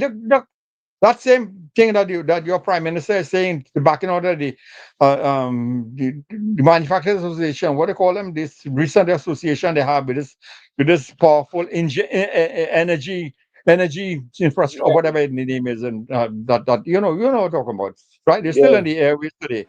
The energy chamber. Yeah, the energy chamber. Southern Energy Chamber. Yeah, I really never heard about once you when the prime minister talk about them, then I decided to take a look into them. But I don't know what good or what. All of these people have all kind of conference in the Hyatt. They don't have it in, say, like Jack Warner place in he has a place right in Streatham Lodge somewhere around there. Jack Warner, they're not hiding a high school or some kind of gymnasium from St. Mary's College or the Cipriani Liber College has a big gymnasium. No, they want to have it in Hyatt or Holiday Inn or Hilton. And all of them come down for Port of Spain, and the Prime Minister is saying that our company, our public corporation, our government corporation are footing the bill. So the CARICOM people come and wine and dine the other day last year here in Trinidad. Somewhere they wine and dine, and they come now, all of them dance and play music, and they dance and they gone back. What did you achieve? Zero. You talk and you go. That's how they live, eh? They come and they talk and they go back and say we achieve a lot. What did you achieve? When we talk about this, we talk about okay, talk. It's walk. Talk is not enough. Talk, but where's the walk? The walk is more important than the talk. If you can't walk, don't talk. And that's why the Prime Minister doesn't want to go. Because she wants to walk more than talk. You got my drift, right? Everybody hearing me tonight, right? Yes, Doc. You're quite right. This is how. Right. This is you Definitely, wouldn't get definitely. the people who are listening. You wouldn't get this on the papers in tomorrow morning because I don't know if anybody. This fellas should have been listening to what we say in UNC USA. We have to be saying something that they could learn from, which we are doing. The stuff we're saying tonight, they don't know about it, and I could tell them more. But they got to print it in tomorrow. No, they won't do that because that doesn't work. It work against them. They have an agenda and a hidden agenda. You could see it from what I told you all. In the article when they wrote, they talk about this. They only talk about one thing: the negative of the America and the West Indies. They never talk about the Guyanese prime minister. The minister says they never talk about the positive side of it. One side only. How the shipping will cost us more, and we had to pay for it, and we depend on foreign goods because without foreign goods, we can't eat or drink, we'll die. That's the premise, you know. If they can't get foreign goods, they're going to die. Therefore, they need the food to eat. I went to an interview in Port of Spain. The man told me at the ADB, General Mark, he said, well, why would we want to pay $10 for tomato in those days and $10 from Aranguez when we could buy them for $3 to $5 from Miami? Because it's cheaper. But you interviewing me for agricultural development job, and that is what you're saying? I hope it's joke you're making, sir. Maybe. Go ahead. Some of you, I'm shut you wrong if I talk too much. Go ahead now. Your turn, Gary. Let me hear you tonight. I'm listening to you guys on the financial part of things, but I want to refocus back on the crime situation for a little bit. Okay, that's a good point. That's related to finance, though. Because, and let me just say that, Gary, since you go, let me just finish. I'll stop it now. You take up where you are. That is the thing I don't understand. Why it is, I understand why it is that these folks who are trying to defend criminals don't realize that if you don't have a safe society, you can't have an economy. And an economy means bread and butter. They're not interested in that. They fatten themselves and they use these people and abuse them to their convenience. Any ABC child could tell you the same thing. That if I feel unsafe, I would not do so and so. If I know there's because by our very nature, we are risk averse people. We don't take risk on will unless we have to. So why would I risk my money in the Caribbean where somebody could choke and rob me at the corner? Or shoot me and take me out, take out my money, or hold up my cash and take money, or hold up the van that's traveling, transporting from point A to point B. I would very say, why? So you have no economy if you don't have safety. So that alone will tell the PNM people, change your thinking. You're wrong.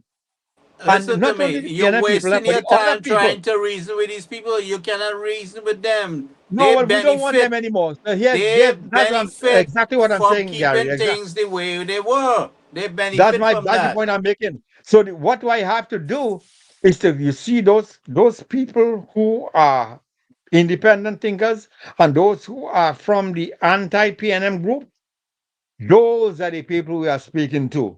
The PNM is a lost cause, and those diehards with them are a lost cause.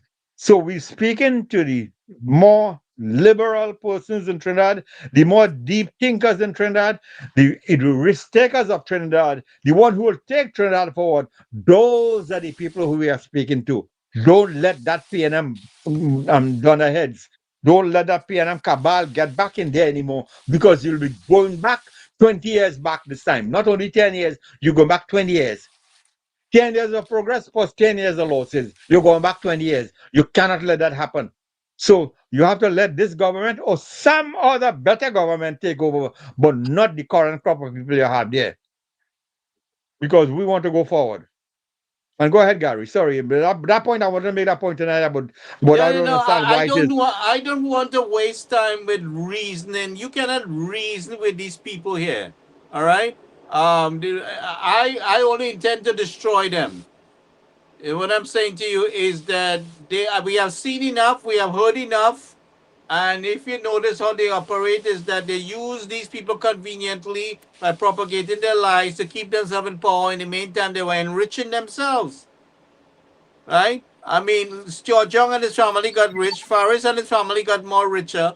I mean, Rohan Sinanan, and we don't know how rich them got. Imbut and his family got rich. Rowley and his family got rich, and whoever was along with them there, right?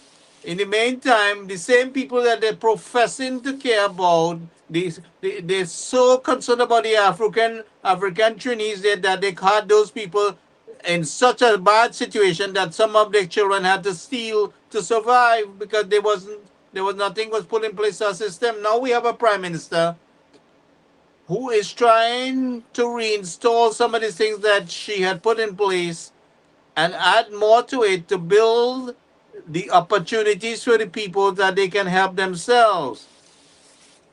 And this is what has to be recognized, that the Prime Minister, this Prime Minister, Kamala Prasad Bisesa, is a Prime Minister that's focused on helping you to advance yourself so that you can be qualified to go on a good income, you can have a stable job, you could get a mortgage and not be doing dependent on a CPEP job, but give you something more solid and structured that you could advance yourself.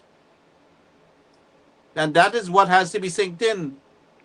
Now it's taken a little longer than what she intended to because of the severe damage to the economy. Right? But she said she will get there. She will do it. She intends to do it. She can do it. She's fully confident that she can do it. Now we will sort out all these little issues in the region with the oil and everything else, and then we will start to produce and manufacture. I mean, there's an opportunity to manufacture Venezuelan oil and surrounding islands there, and if Venezuela can get settled in a way where it can boost its own economy, and I mean, I think it benefits all of us. You know, Venezuela is a very rich country, and a lot of resources there, and they have more oil than the Middle East. You know, so I mean, there's everything that is hopeful. You know, in making these things happen. So the PNM is talking garbage, and people. And they could push all the race card they want, and they're going to turn this zone that the UHC has designed there into some kind of racial thing. That's what they did last time. You know, they tried to spin it a racial thing. But if you listen to Wayne Stur's defense minister press conference this Sunday, how he spelled it out, that the head of each of these departments are people of African descent. So where's the race? Where's the racial discrimination? Head of the defense force, head of the police. I mean, he is of African descent. The Minister of Homeland Security, African descent. So where's the discrimination? And the majority of the police force, we always know, is of African descent. So where's the discrimination? We have a government that's trying to put something substantial in place to assist you to build yourself. Go ahead, Dr. Maharaj. I think they meant they have no white people or no white ministers. Maybe they meant he said that this wasn't what I call them place, Kentucky and all them places that the kind of things that the PNM tried to bring in Parliament. You know, you could see that where their mind is at. You know, their mind they're exposing themselves, and they don't realize that they're exposing themselves. No, but that strength is only racism, you know. That's all they have. They have nothing else. So their strength is racism. Yeah. And they know that since that is their strength, that is our weakness. So that's why they're attacking everything. They say, okay, then you never mind that you have an African Minister of Home Affairs. That you just said that is still racism because that's the strength. Homeland Security, yeah. Yeah. That's it. All right, look at this side. Play this earlier. Let me see if you can listen to it. Hold Crime on. in Trinidad and Tobago was just about bad people. It would have ended a long time ago. In Trinidad and Tobago, violence follows patterns, not coincidence. The same communities, the same ages, the same outcomes. That doesn't happen by accident. Here's the uncomfortable truth. Crime grows where people feel disposable, where schools fail before students do, where jobs disappear, but expectations don't, where entire neighborhoods are policed hard, but invested in soft. We argue about more police, tougher laws, and harsher sentences. But we avoid the harder conversations: mental health, housing, education gaps, father absence, fast money, and a generation raised watching survival beat stability. Yes, people are responsible for their actions. That part matters. But systems decide who gets options and who grows up boxed in. Violence isn't random. It's a response to long-term neglect meeting short-term desperation. And every time we treat crime like a surprise, we delay real solutions. So let's stop pretending this is simple. Here's the real question. Is crime in Trinidad and Tobago a policing failure or a social one we keep ignoring? Drop your honest take. No slogans, no politics, just truth. This comment section might explain more than any press conference ever has.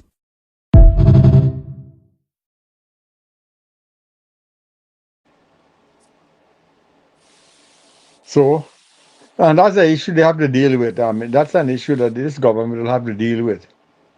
Well, are you going to deal with the poverty that is ingrown? But I that just said told you. the PNM that you supported, the PNM that you put everything into there, that you all your hopes and belief and trust, and just throw yourself in their arms, is the ones that have your life like that. But you want to blame the people that struggled and make ends meet and build their children, and you want to attack and rob them and instigate your children and grandchildren because you're bad talking them so much that your children and grandchildren think that they are the enemy. The people that work hard to make what they have, and your kids and grandchildren robbing them, and that is the structure you want.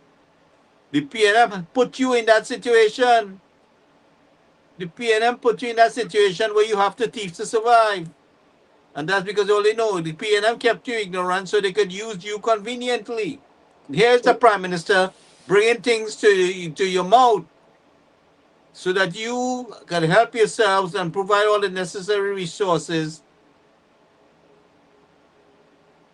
But yet, some of them against this Prime Minister. Yeah, but what I'm saying, this problem have been existing.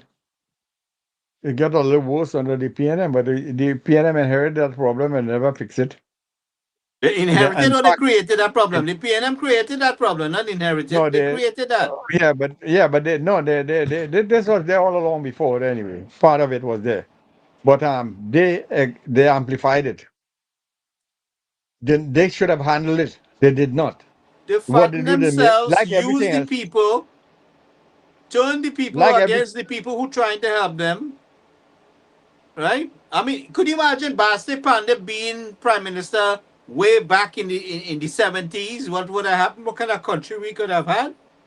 The first chance he get to be Prime Minister, you getting water and school and opportunities, and the country economy turning around in 6 months' time. Could you imagine? Don't you? But yet some people would condemn him for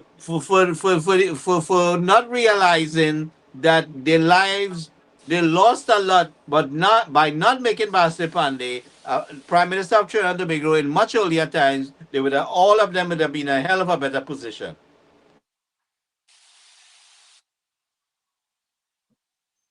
The problem's still there though. How do we fix it? The problem, right, the problem is still there. I know what I'm saying is that the decision, they say, how they have a whole saying, how you make your bed and so you lie in it. They made their bed, so who to blame? So now that the PNM will not be here for like 15, 20 years or so, by then they will be all gone. The problem will still be, how do you fix it? And that is where how do you fix it is you keep the UNC and you keep Kamala Prasad Bisesa as Prime Minister so she can set the foundation moving forward so you can have a better life. And Robinson, never forget to learn from Robinson. He tried. Robinson would have succeeded, but he did not handle his coalition well. That is the honest truth. Robinson made a mistake in not handling his coalition well. That would have given him the political base to help change Trinidad and Tobago forever. But he made that stupid mistake. And I know about it because I was there. We know about it, Doc. Yeah, of course. You mean Robinson used the intelligence of Brasley Pandey because Pandey did not want to be prime minister at the time because Pandey figured that they wouldn't want a person of his ethnic background. No, that's after. Yeah, after that. That was settled. But it's after that when the mistake was made. The mistake was made by Robinson unable to hold the coalition together, and he was chiefly responsible for it. Although the other side could get some blame too, Wasn't but he Brasley was Pandey chiefly one of the main responsible. technocrat behind this government? He was not taking the fame for it, but wasn't Brasley Pandey the main technocrat behind in making things successful? So you talk about the last decade, that was a lost decade. That was a lost 5 years also. That Robinson had it in his hand, and he let it get away. He let it get away. And that was the only time. That was the only serious. That, and then even when Pandey came in second time around, he couldn't make any serious that because he would have had a riot in his hand. He could not have done the things that luckily he didn't have to do the thing that Robinson did. They'd also kill him or try to. So Robinson was well placed to do it, and he did not do it. He tried, but he didn't have the political will to do it because he had lost. The gamble was lost because half of his party left him behind, and he was there alone. And he thought he would have been able to succeed because he went in with they said, "I'll do the correct thing," and they think people like that. No, Trinidad doesn't like the correct thing. They like something that favor themselves. They like themselves first and everything else second or third or last. So Listen, don't if ask we them are to not make any all if we are sacrifice. not They all wouldn't make any inclusive, sacrifice. if we are not all inclusive, and I mean and treat the people in a way that they realize that they are included, you're going to have problem, right? You can't be fattening yourself and letting the people to fend for themselves on the crumbs. Well, I don't think Robinson was fattening themselves at that time. And they were going through, the policies were not correct. But I don't think they were honestly trying their Well, best to PM get the BNM country already forward. bankrupt the country. Yeah, Isn't they that were. so? In other words, they were trying to salvage whatever remained. And the medicine was a little rough for people. People who want to think, people Trinidad, they tell Sparrow we like it so. So Ketchas was what they like. So that's what I'm asking you. Going forward, since the UNC will be there for 15, 20 years or even longer, you Well, try 55. you have to try dealing. You have to deal with all these problems because the PNM fighting your back on the grounds that you're trying to do better for the people of the PNM. So no, don't do better for them. Just do what we're doing, and everything will be fine. But it is not fine because it's wrong. So because These you didn't shameless get any people want because to point the finger. They bankrupt the country and want to blame Kamala. And tell the people are suffering oh yeah, because of well, of Kamala. course. If I was in the opposition, I would do the same thing. Because the only policy they have is the blame. They blame when they're in government, they blame Kamala. When they're in opposition, they blame Kamala. Because they have no responsibility. That means they're responsible for nothing. It's everybody else, not them. Everybody else that they couldn't get. They said the reason why they couldn't cut the crime because the opposition won't support them and some kind of whatever bill they're trying to get passed, and it needs two-third majority, and therefore it's the UNC fault because they couldn't get the bill, and then they sing that song for 5 and 10 and 20 years. They sing that same song. It's the opposition fault because they want to get some bill, and in that bill you require two-thirds. And therefore they couldn't get the two-thirds, and therefore it's the UNC fault. And therefore they sing that song time and time like all over. And they have the followers, the diehard, dunderhead followers, saying the same song, singing the same song from the same hymn book. So my last point to you all is that all of these problems we have, look, I wouldn't like to be prime minister around this time. It is so tough. Thank God is Kamala, and she has the head to wear that crown. And if the same coalition she has now hang around with her, they will get over this. That is why your coalition Learn from Robinson's mistake. Don't repeat it. And therefore, you could do for 5 and 10 and 20 years coming. And that would be my final answer tonight, question, whatever tonight for you guys. So take over, everybody. Let me hear your final word in. Yeah, Well, so much there, no?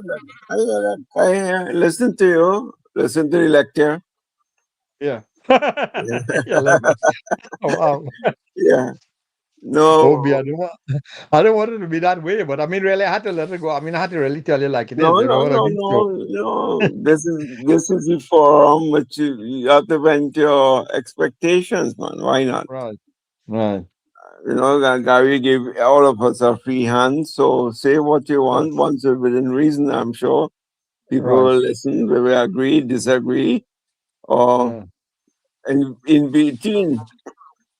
But you know, once it remains factual, and as I say, I continue saying the same thing.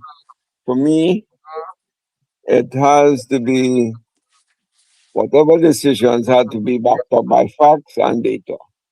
Anything you do, it must be factual and must be data driven. So, example, what you're saying about the laptop is quite correct. But you know, when I did that project for the ministry, I ensure that we are covered with service level agreements, SLAs. So your supplier who is supplying the computer, they were responsible for it for 3 years. So anything until what happens, it was covered with the warranty. So we took care of that. Secondly, with the new AI computer, AI enabled computer, it's just additional software in the system. What it does is that, you know, it has a teacher. So like the students will benefit. Let's say they have a mathematical problem, that they can catch the flow, how to solve the problem or how to get the maths correct in class.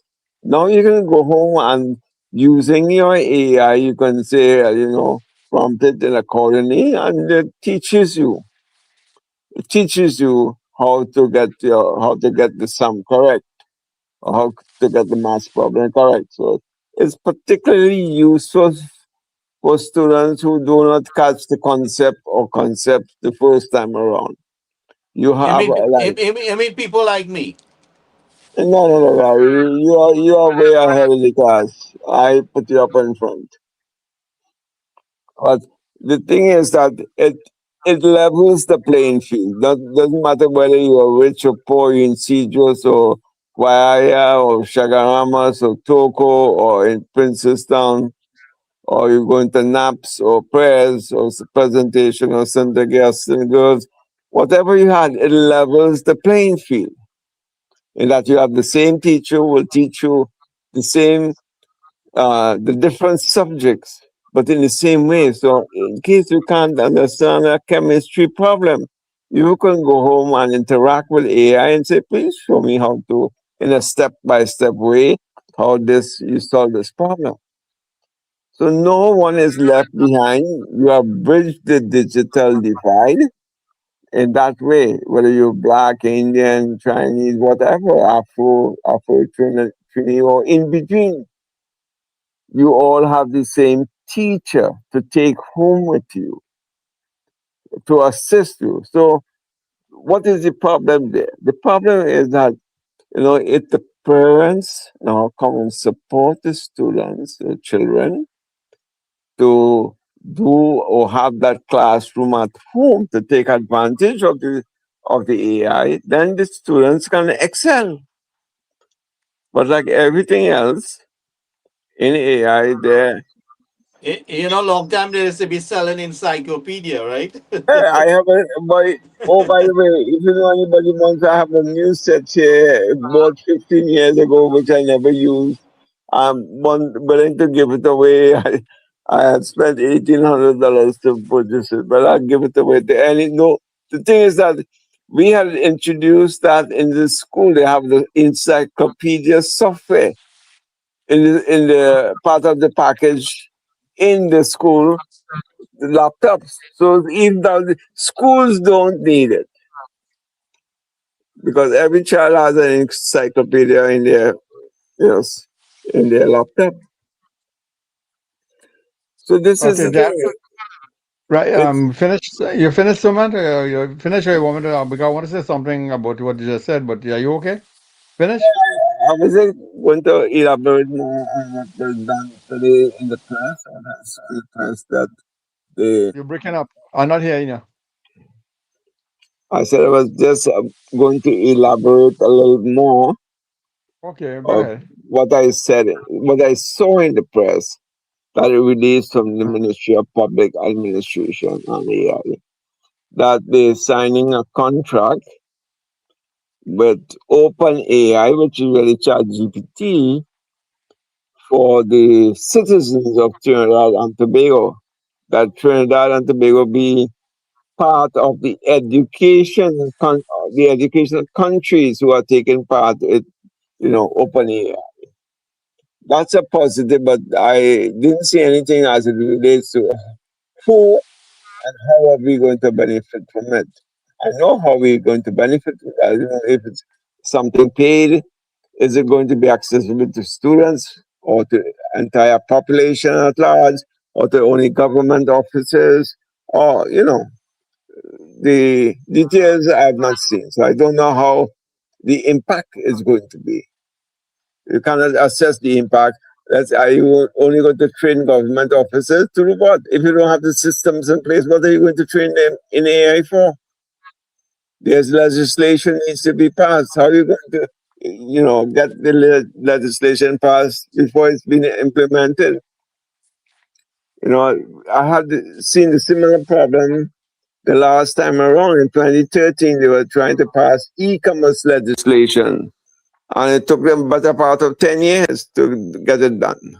So I don't know how this, I haven't seen the details, so I can't comment on that as yet.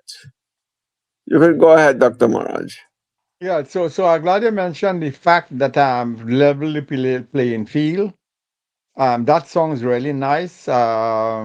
Because people in education say all these kinds of stuff all the time. But based upon what I just heard today in Davos, Mhm.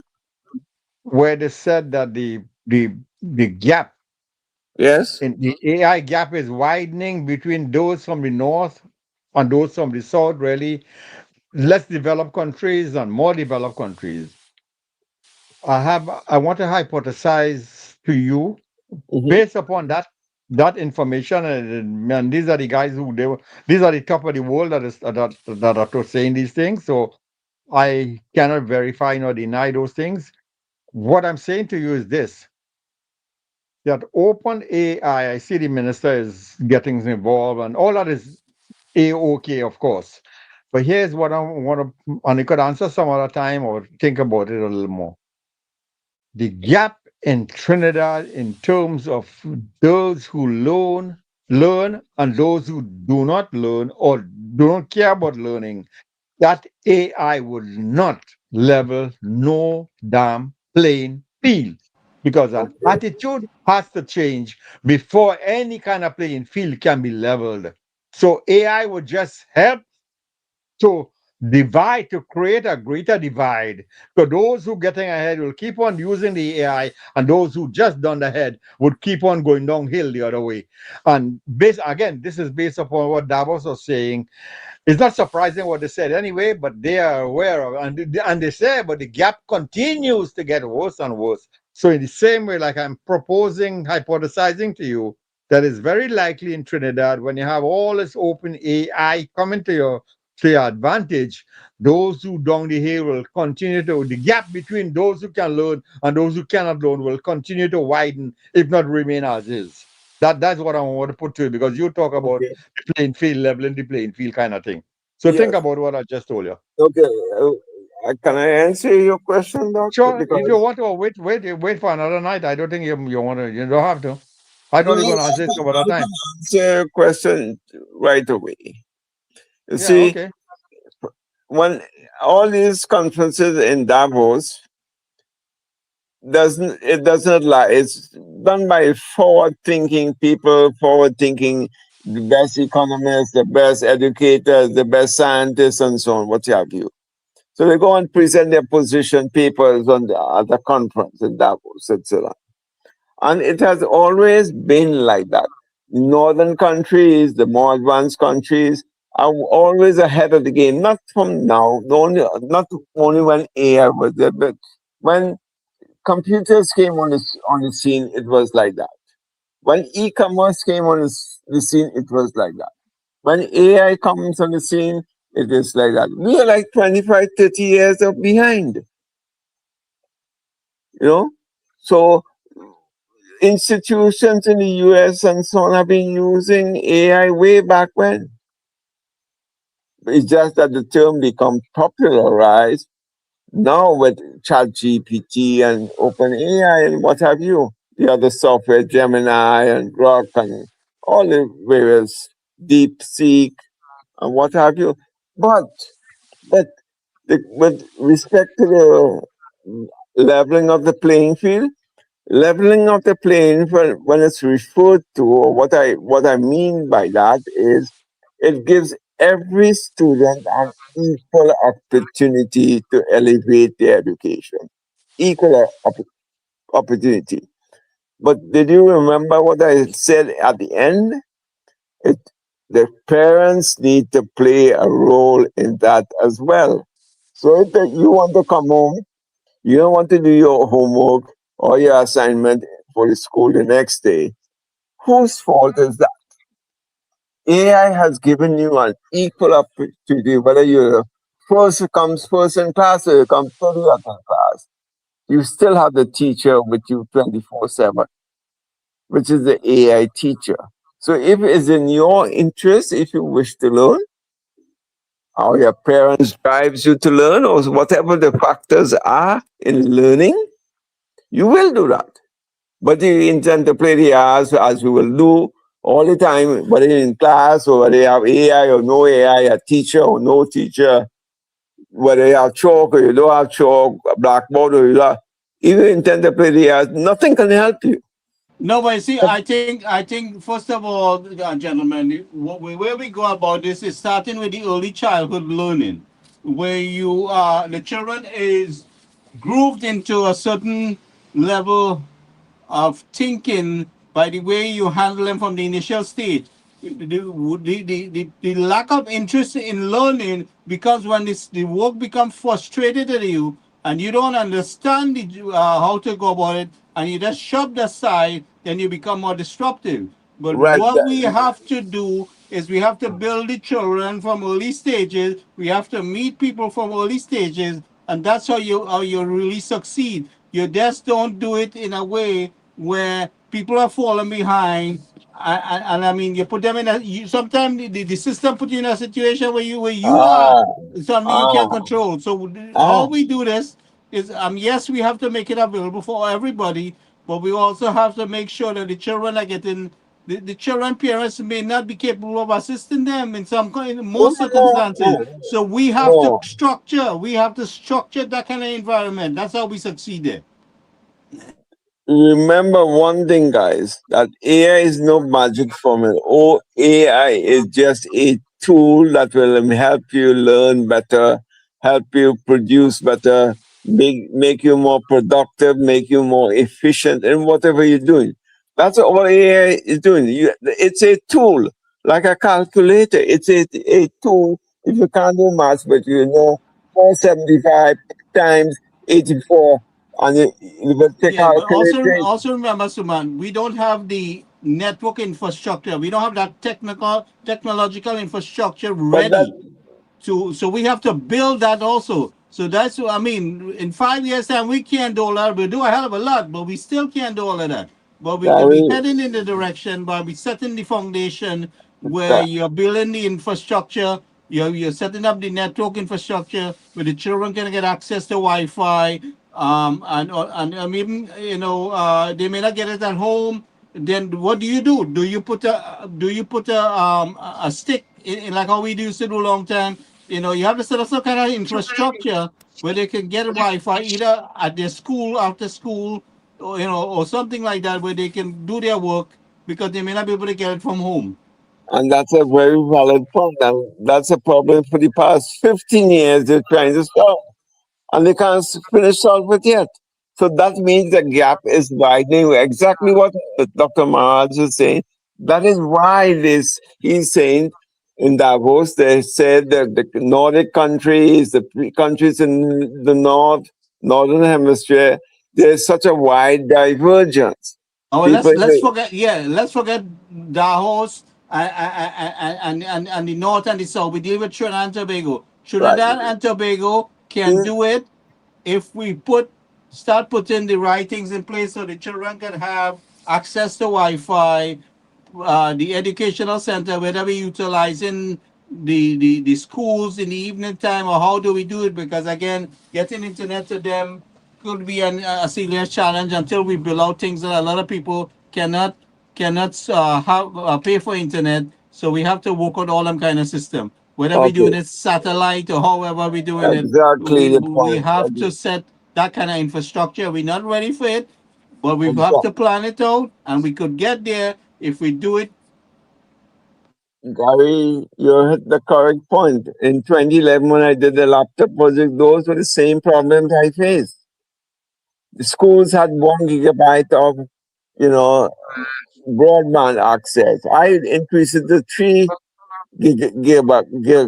gig per school, and then I had to do it up to 5 gig for some schools like Shigona. Right, but could you imagine if we had remained in government, what level of advancement we'd have been on this stage? We would have been completely covered. Then we had to do satellites, broadband access to CEDRAS government composite, TOCO composite, because the TSTT supplies to say that's not economical for us to run lines down to the school where it is in TOCO, in that remote area, or in CEDRAS, or in Guaya composite.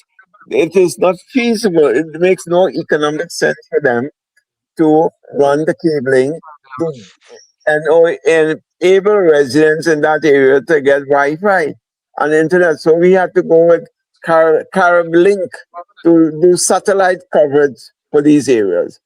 A lot of areas in Tobago, given the terrain, hill and hollow, but it's the same thing. There are a lot of dead zones and what have you. So there's no way you can do that. But that project was stopped in 2015. So we all reported back now to the same old. And this is exactly the point you're making. This is exactly what I'm saying. You need the networking coverage throughout the damn island. Throughout Trinidad and Tobago, if you're going to level the playing field for all students, you want to make sure that they have Wi-Fi at home. You want to make sure that they have in school, yes, but at home, do they have Wi-Fi? Can they parents afford to buy, broadband access and what have you? Because if you can't, then the playing field is not level. Listen, we already know quite a lot of people don't have the Wi-Fi or have to feed Wi-Fi off of somebody. So we have to start providing that infrastructure. All right? We have to work in that direction.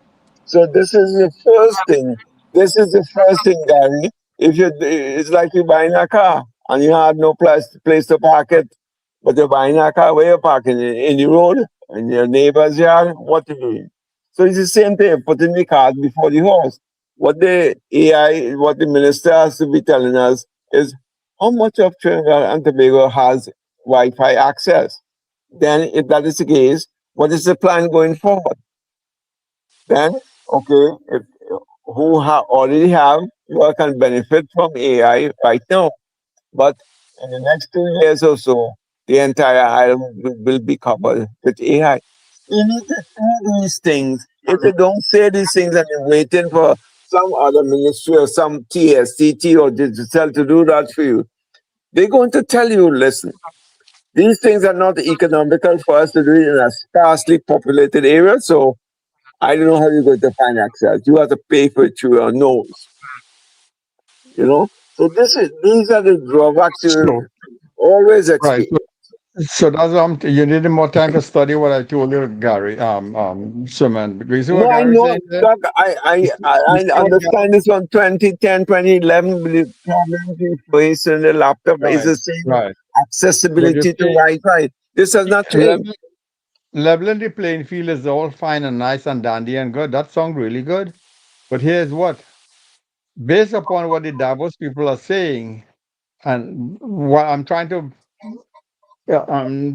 to extrapolate to Trinidad, what the Gary is saying also, to Trinidad situation, that those with the open AI or any AI that they're using, those who will get ahead will continue to get ahead. In fact, just like the gap is widening between North and South, so too within your country, those who will get ahead will accelerate.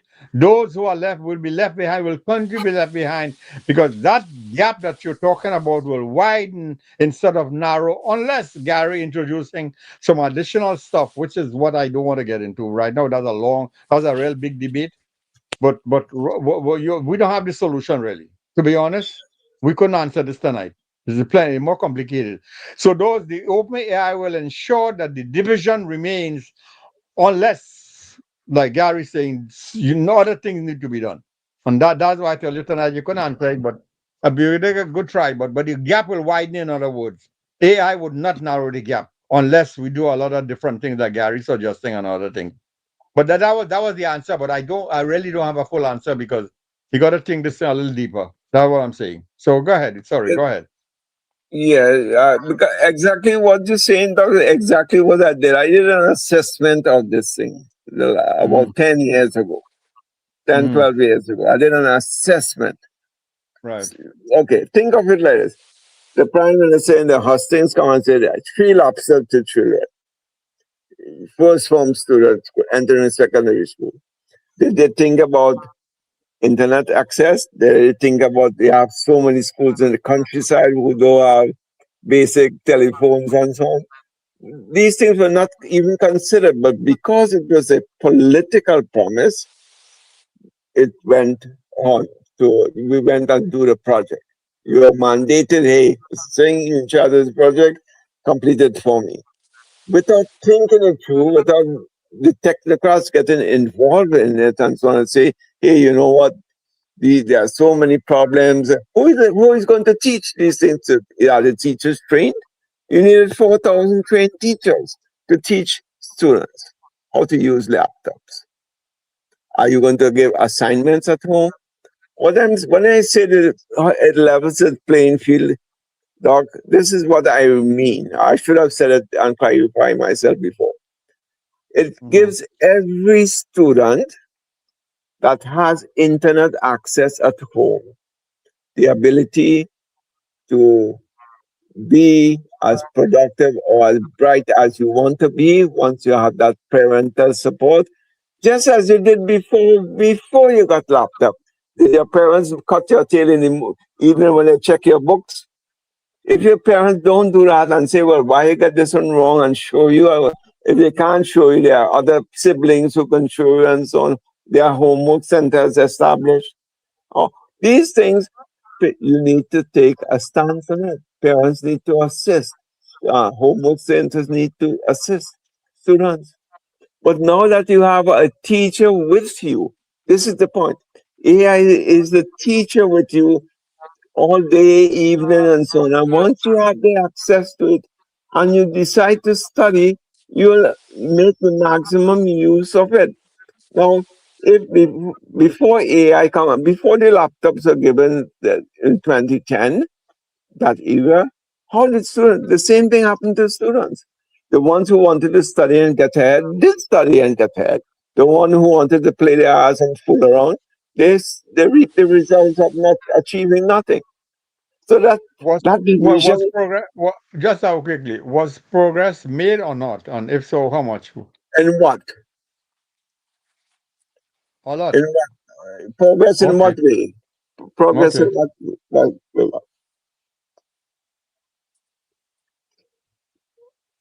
We expect the same thing to happen with AI then. Okay. Correct. The same things that happened to the laptop project because of not having teachers, one, not having internet connectivity, two, the role of the parents and the schools and the homeworks, three. These are issues are definitely going to come up. Then what is the role of the ECC? The motto in education is from childhood to the grave, right? Your life is lifelong learning. It's a lifelong learning process from age 2 or age 3 till you die. So evening classes, for these things is a continuous process. But you have to want to do that yourself. Individually, the government cannot force you to do these things. If you look at the success stories, But listen to me, gentlemen. It's not a matter of forcing people. If you make like I said before, if you mix the system and the structure into a frustrating environment where the person does not understand and they don't get the support that they need to understand, and you let them lag behind, then they became frustrated and they start to explode. So that is where the problem starts. All that's right, where it starts. But that has always been the you have to problem. structure the education system where the teacher is not telling you you're stupid and you're dumb and dotish, and you could learn and you don't learn. That kind of ignorant structure. You need where if somebody's struggling, you find now that AI can help understand what they didn't understand in the class earlier, and they could get it, they understand the question, but at the same time, the tutoring, the support that is needed to assist people who may lag in the behind, like myself, who may not catch it right away. I need a little more explanation, and instead of just moving forward and ignoring, I mean, you give the teacher what? Okay, so what, you had 30 children in the class? No, 40? 40 children, 20 boys, 20 girls, right? Can the teacher really keep up with teaching all the students and make sure they understand? I mean, so what I see is that because of the structure we came from, I mean, I'm sure it changed quite a bit, but it was like, this was a process of emulation. We wasn't bringing everybody along, you know.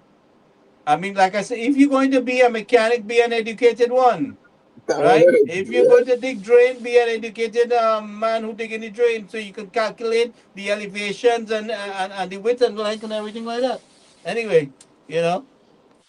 So those are the hard questions, Gary. These are hard questions people don't really want to face. If you're a good student, whether you have a laptop or you don't have a laptop, you will succeed because you make the effort. Your parents make the effort. They make sacrifices. You will succeed. So the same thing with a laptop. It's the same thing with AI. You have to make the effort to get ahead. But if you want to play the arts and parts, and whether you have laptop or no, whether you have AI or no, whether you went to school 30 years or no, your end result is the same. What you put out is what you get. So you're right. And that way, you're right. It's the same thing happening now, but it's in a different form. Now, if you don't provide connectivity, or you don't increase broadband, or you don't train the teachers in AI to teach the students, the new students coming on, hey, some of the students are way brighter than the teachers. I'll give you an example. When we first did the laptop project, we during the summer vacation, we decided to train the principals, the vice principals, and senior teachers, and so on. You know what? Teacher says, if we plan my summer holiday with my kids and wife and so on, I cannot come to this. What do? Right? Principals come, 44 of them. I did the training. 44 of them this first week. I had 10 the next week, and I went down to 2 out of 44. So again, it comes down to the core problem. If you don't have that interest to make my school better, I teach my students better, it ain't going to happen. But that has always been the problem from day one. And teachers are correct. You can't just come and say, hey, for this July, August holidays, you need to come and train in computers. when he already planned to have vacation with his kids and so on to go out of the country. How can you just tell somebody, hey, this is no summer vacation for you. You have to come to do trading. These things cannot happen. So the system has to change to accommodate all these things. You know, either make it mandatory, either give them additional salary, whatever you have to do. That is for the administrators to take care of. So you're right. if we do all of that, then the Davos people will be wrong. No, Doc. No, they will be wrong because they're saying that the gap widens. From what you're saying, that if we do X, Y, and Z, the gap wouldn't widen. That's what you just said. So that the Davos will be wrong. Because they say the gap is widening, and the reason why gap is widening is because, as Gary said, we have to do something else other than what you're suggesting. The Davos people saying, yes, maybe you could narrow the gap, but as far as they're seeing it, the gap is widening, it's not getting closer. So unless you correct the problem, which is Gary raising, and which is you saying that with AI you could correct that problem, therefore the gap will narrow. It wouldn't widen, because the reason why it is widening is because we have a section of society, no matter what you feed, what you're doing to them, they're not going to change. And therefore the gap will remain as is or widen. Because you can only narrow the gap if you deal with the problem like we were trying to raise here tonight. That you couldn't narrow the gap if people keep on continuing doing what they're doing. So you have to change happen. Whatever the system, if the system doesn't change, how can the people change? You see, this is you have to put the cart before the horse. This is what we have been doing in the southern hemisphere all along. We are only playing catch up to the northern countries ever since, whether it be in military, whether it's been in aircraft manufacturing, finance, management, project management, marketing. They're all always ahead of us by leaps and bounds, and we are only playing catch up. Tell me which is any advanced southern country in the world? None, because you're always playing catch up to the northern countries. I hear what Dr. Maraj is saying. Sorry to interject. With regards to the gap, and what we are dealing with, some of the problems and challenges are spatial, and if we can't address it as a whole, some will take this AI at the next level, right, and take advantage of it, and continue to excel. But if you have some areas where the system, sort of neglects the students in those high-risk schools, then nothing will change there. Nothing is going to change. You're absolutely right. And that could widen the gap if we want to look at it from just that perspective.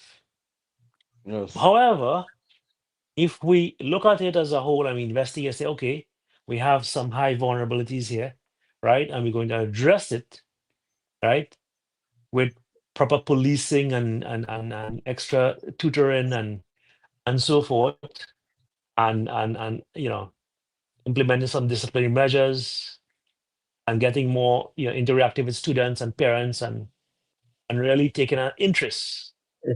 Then we could start to see us moving as a whole, and we could see the full benefits of the AI and a closing of that gap. But if we neglect the vulnerabilities that exist, and I say spatial, right? Yes. Then we could widen that gap, as Dr. Maraj is trying to emphasize his point there. Okay. So that's how I see it widening.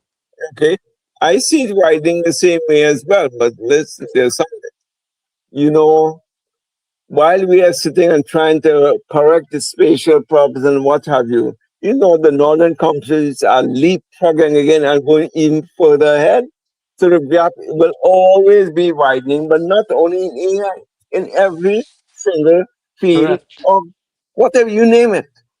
Correct. You name it. So that has always been case. We are always trying to play catch up in everything we do. Right now, we're 10, 15 years behind the curve. When the hell are you going to catch up? By the time you catch up, they have leapfrogged 25% again ahead of you. When are you ever going to catch up? No way.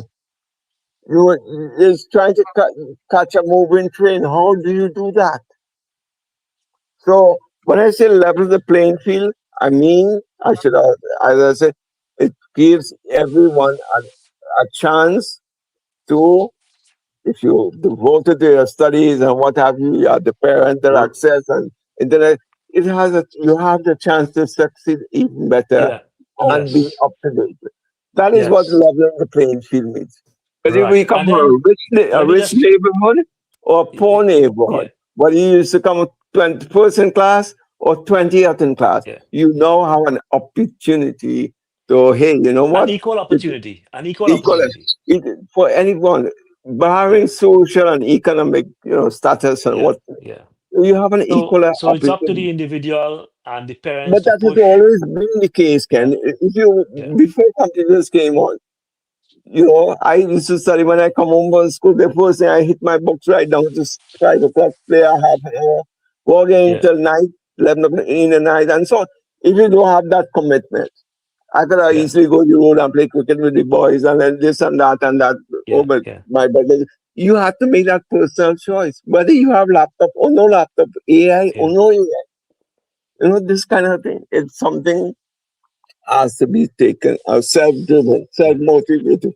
You had my parents, you cut your teeth for not getting Yeah. something And so, wrong. Samara, I want to be a little specific here also. Over the last 10 years, when the PNM was in government, we saw so many instances of school violence where students are fighting and stabbing, and it's still happening today, to some extent. And the UNC have tried to curb it by implementing school policing and stuff, where the TTPS are present in some schools.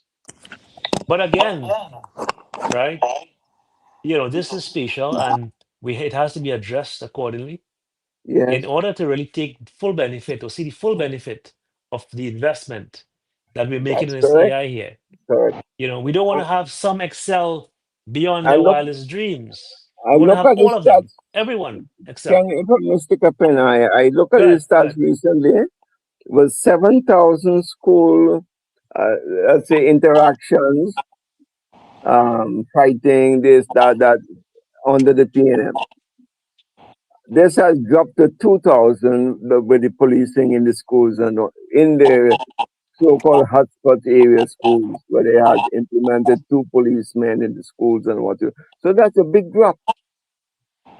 So man, that's a piece of statistic that the rest of Trinidad, majority of Trinidadians don't know about. This is the same bloody problem that Doc and I always, Dr. Miles, and I say, So where is the PM or where is this someone in authority going in the blast and putting the bullhorn every 2 weeks and telling us what the damn situation is at? yeah, yeah. So that is our next topic for discussion. That is the next talking point there. You know, 7,000 incidents, cases documented yeah, versus 2,000, this has dropped right? significantly Dramatic drop, because right? of 55 schools. Yeah. 55 But schools. You but have I this wanna make a final point. Um, I know Dr. Maraj spoke about agriculture. Yes, we have economy that, I mean, it's not in the best shape that we would have liked it to be, and hence we have to do some cost cutting. One area that we could look at is that food import bill and set some mandates to reduce it. So the Minister of Agriculture, Food Production and Fisheries and whatnot have some work there to do, and I think it could be achieved. Um, with that said, I want to reiterate the fact that Trinidad and Tobago number 76 was averted. You heard me, Dr. Maraj? Trinidad and Tobago number 76 was averted, and 25% of the population, or 325,000 persons who has a valid visa, could breathe a sigh of relief. And that's my point I wanted to emphasize and reiterate. That's the biggest achievement for citizens. Because the in India. newspapers would not carry that story or write something close to it. They have their narratives that they want to push and force, and dictate the pace, if so to speak. But Yeah, Kenny, so go ahead. that the reason for that is a direct outcome of the calculated risk the Prime Minister made by supporting the U.S. coming down to the Southern Caribbean. Correct. It was an offshoot. It was an offshoot of that decision making, as well as all of tariffs and so on. Remember the reduction in tariffs, as I said? Yeah. And I put the scenario, what would have happened if the US pulled the plug on all of our LNG exports and ammonia and nitrogen as fertilizers and urea and so on? Nothing comes into the US. We're not buying your stuff again. What would have been the case of Trinidad? So you see, all these things are offshoots or outcomes of a decision taken. But we also have to commend the voters in the general election for making the right choice also, because we wouldn't have gotten to this point. That's right. So we have to back up a little bit to the general election and thank all those voters there who made the right choice. That is why and they see that their dividend has paid off. Yes, they're now seeing that their dividend, they're probably breathing a sigh of relief and saying, my God, thank the Lord. The PNM is not in government. Correct. Because their dividend has paid off big time, and we have to take kudos for that. For those 325,000 persons who could vote also, we hope to see you back again in the next general election, because to avert probably a next disaster. Yes. Right? To prevent that, which is the PNM coming back into government. So, absolutely. Dr. Maraj? I think I agree with you. We will wrap up this conversation and we'll continue tomorrow night if you guys are available. Everything is based on how much we can deliver in this first 5-year term. Okay. Right now we are battling to get the revenue source. We're working on the energy, marketing our energy and making all those deals through the Ministry of Energy, which is highly critical. So I mean, for me, like I said, how we provide for the people is putting the necessary resources and making sure that the structure and infrastructure is in place, and and we can take it from there. I mean, one thing we will put the house in the backseat with what we do in Trinidad and Tobago if we work together and put this thing in. But the PNM, you can't reason with the PNM because the PNM want to keep people ignorant so they can keep voting when they run away with the king. Right? That's the point. That's the point. Okay. One thing I can tell you is that this year I've not heard anyone complain about water as yet, because I think UNC is doing a fantastic job with the water distribution and water aggregation in the southern regions. Yeah. So that's one of the good positives, and again, that has to be emphasized that do some PR and communication on that. No problem for water since UNC have won the election. No problem for water. Review what took place in the Senate today, and we'll discuss it tomorrow night. Definitely. Yeah. All right. Anyhow, guys, good night. Gary, good night. Dr. Maraj, good night. Have a good night. Akira and everyone there. Timothy, I saw you there. And all of the viewers, good night also. Good night, everybody. Okay, take care. Bye.